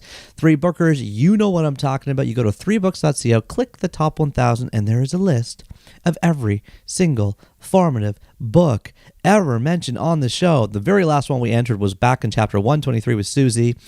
It was The Big Leap by Gay Hendricks. That was number 639. Now we got 3 more books, and there are no duplicates here, no asterisks here. So we've got number 638, Charlie and the Chocolate Factory by Roald Dahl. Does anybody remember the very first Roald Dahl book, by the way, that got added to the list? Yes, it was indeed The Twits, back in chapter 44 by Kevin the Bookseller, way back at the end of 2019. I miss Kevin. I got to go visit Kevin, see if he's still managing the bookshop down at Mount Sinai Hospital. Anyway, I'm getting a digression as usual. Number 637, Console Wars, Sega, Nintendo, and the Battle That Defined a Generation by Blake J. Harris. Again, I recommend that book so highly. I wrote about it in my monthly book club. If you don't get that, go to neil.blog. Sign up. Every month I send out a list of every book I've read and recommended that month. If you're interested in business or you want to learn how business runs better, man, it was just like inside, back room, behind the scenes. Incredible time and place. You got to read that book if you're interested in sort of understanding the dynamics of marketing or advertising and just sort of competitive strategy. I can kind of see why Marty loved it, because number 636 is Hagakure, The Way of the Samurai by Yamamoto Tsunetomo. And of the three books, this is the one I have not read yet, yet, but it's fascinating. A really amazing piece of compressed wisdom that has kind of transferred itself over many generations. So as Marty posts photos and videos of him online doing samurai practices, I'm like, and I'm kind of intrigued more about this book. And certainly the conversation today kind of opened my mind to it too. So thank you so much to Marty. Thank you so much to the Bird Hotel. Thank you so much to just like the hosting of us just hanging out down in Houston. It was just a beautiful and wonderful and joyous experience. Are you still here? Did you make it past the 3-second pause? If so, I want to welcome you back to the end of the podcast club. This is one of 3 clubs that we have for 3 bookers, including the Cover to Cover Club. By the way, if you are in the Cover to Cover Club, drop us a line. I just started keeping track of the names on there. That's weird because, for years I've had all these people tell me they're in it, and I never wrote anyone's name down. But now I am. So you're probably not written down because I think I've only written down 2 names. But drop me a line. Or just send me a note somehow. Email address is on 3books.co, and we'll add you right to the 3 Books website, where your name will be in lights on the FAQ page. So our Cover to Cover Club members are people that listen to every single chapter of 3 Books. And if you try to listen to them and you don't get through, that's fine. It's attempted listens over listens, okay? We'll call it that. And of course, there's the Secret Club. How do you find out about the Secret Club? You call me. I love your phone calls. Please call me. 1-833-READ-A-LOT. Just let me know a formative book of yours, where you're calling from. It's nice to hear people's voice. And with that, let's start off the end of the podcast club, as we always do. Actually, before I go to the phones, I just want to ask your opinion on. Here's another thing you can leave me a voicemail on. What do you think about the new starting? I've been trying this new starting with Susie and with Marty. We don't have any ads on the show. Purposely no ads, no sponsors, no promotions, nothing. So we can kind of just go into the conversation. Now, I always write up a nice introduction. I want to use that in the email blast. I do that on social media. I do that in the sort of Libsyn feed, which means that when you're looking at your podcast in your pod player, whether that's Apple Podcasts or Spotify, right below the title is a nice write-up. I think it's nice. And so I'm like, what if we just jump into the conversation? Are you liking that? Do you miss the kind of background and welcome and what the show's about? I don't know. Let me know. I'm trying something new. With no ads, we have the ability to jump into the conversation, which most people don't. So it's kind of special to just be able to be bump. And if you're like me, when you listen to podcasts, you kind of fast forward to the conversation anyway. I'm like, why don't we just start there? It's an experiment. Let me know what you think. And now, with that, let's jump to the phone call. 1-833-READ-A-LOT. Let's hit the phones now. Hi, Neil. This is Marilyn from Smithfield, Virginia. I'm calling today because I had a suggestion for a future guest. My suggestion is Molly Weissenberg. She's written 3 memoirs in the past 15 years or so, but I happened upon her first one called A Homemade Life in a bookstore this year, and I devoured it along with her 2 other memoirs just in the past few months. And she writes about food and marriage and love and life, and I just really enjoyed her books, so I'm really interested in what her most formative books are. I love your show. Thank you. Bye. Thank you to Marilyn from Smithfield, Virginia. Virginia seems to be coming up as another hot spot on the show, along with our friends over in San Diego, of course. And we're getting a lot of people from down south. I feel like we're going viral a little bit in the south. That's amazing. The Charleston folks, the Asheville folks, the Carolinians, I guess it would be. Oh, I love Carolina Wrens. If you're out, any birders out there, you know what I'm talking about with the beautiful songs. So let's talk about Molly Weisenberg. I was just checking her out, an American chef, entrepreneur, writer, author of the food blog Oren Jet, which won itself won a James Beard Award for food writing. It's 8 years ago, which is cool.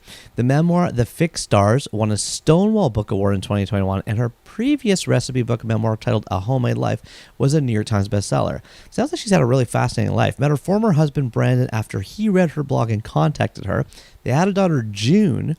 They got divorced, and then in 2016, she published a post on her blog coming out and writing that she was not straight anymore. So now she's remarried to Ash Weisenberg Choi and has now written a memoir about her personal life and relationship called The Fixed Stars. Okay, I agree with you. I'm thinking this sounds like a really fascinating person.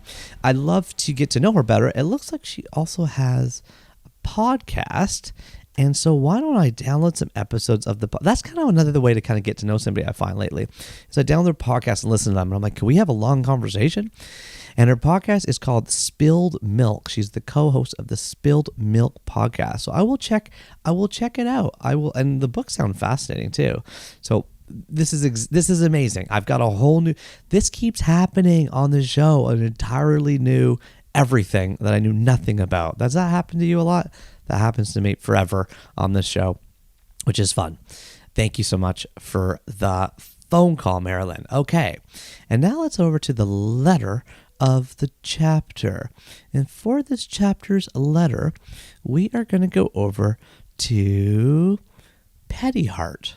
Petty Heart from the U.S. dropped on Apple Podcasts a 4-star review, not 5-star. Good podcast, but please stop with the creepy music. Neil, please. It's such a good podcast, but that creepy intro music you speak over for 2 to 5 minutes can't possibly be many people who like it. I know, seems odd, but I simply cannot listen with that creepy background stuff running. You just have to stop.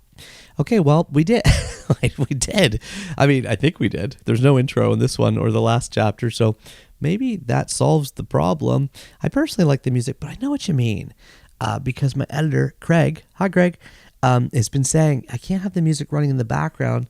Yeah, so maybe this is just another confirmation to kind of keep doing that sort of straight into the cold intro. You can always find the bio of the person in the write up below the blog, below the blog post on social media, in my email blast, and in the actual podcast feature. It should be covered, I think, but I don't know if it's working for you.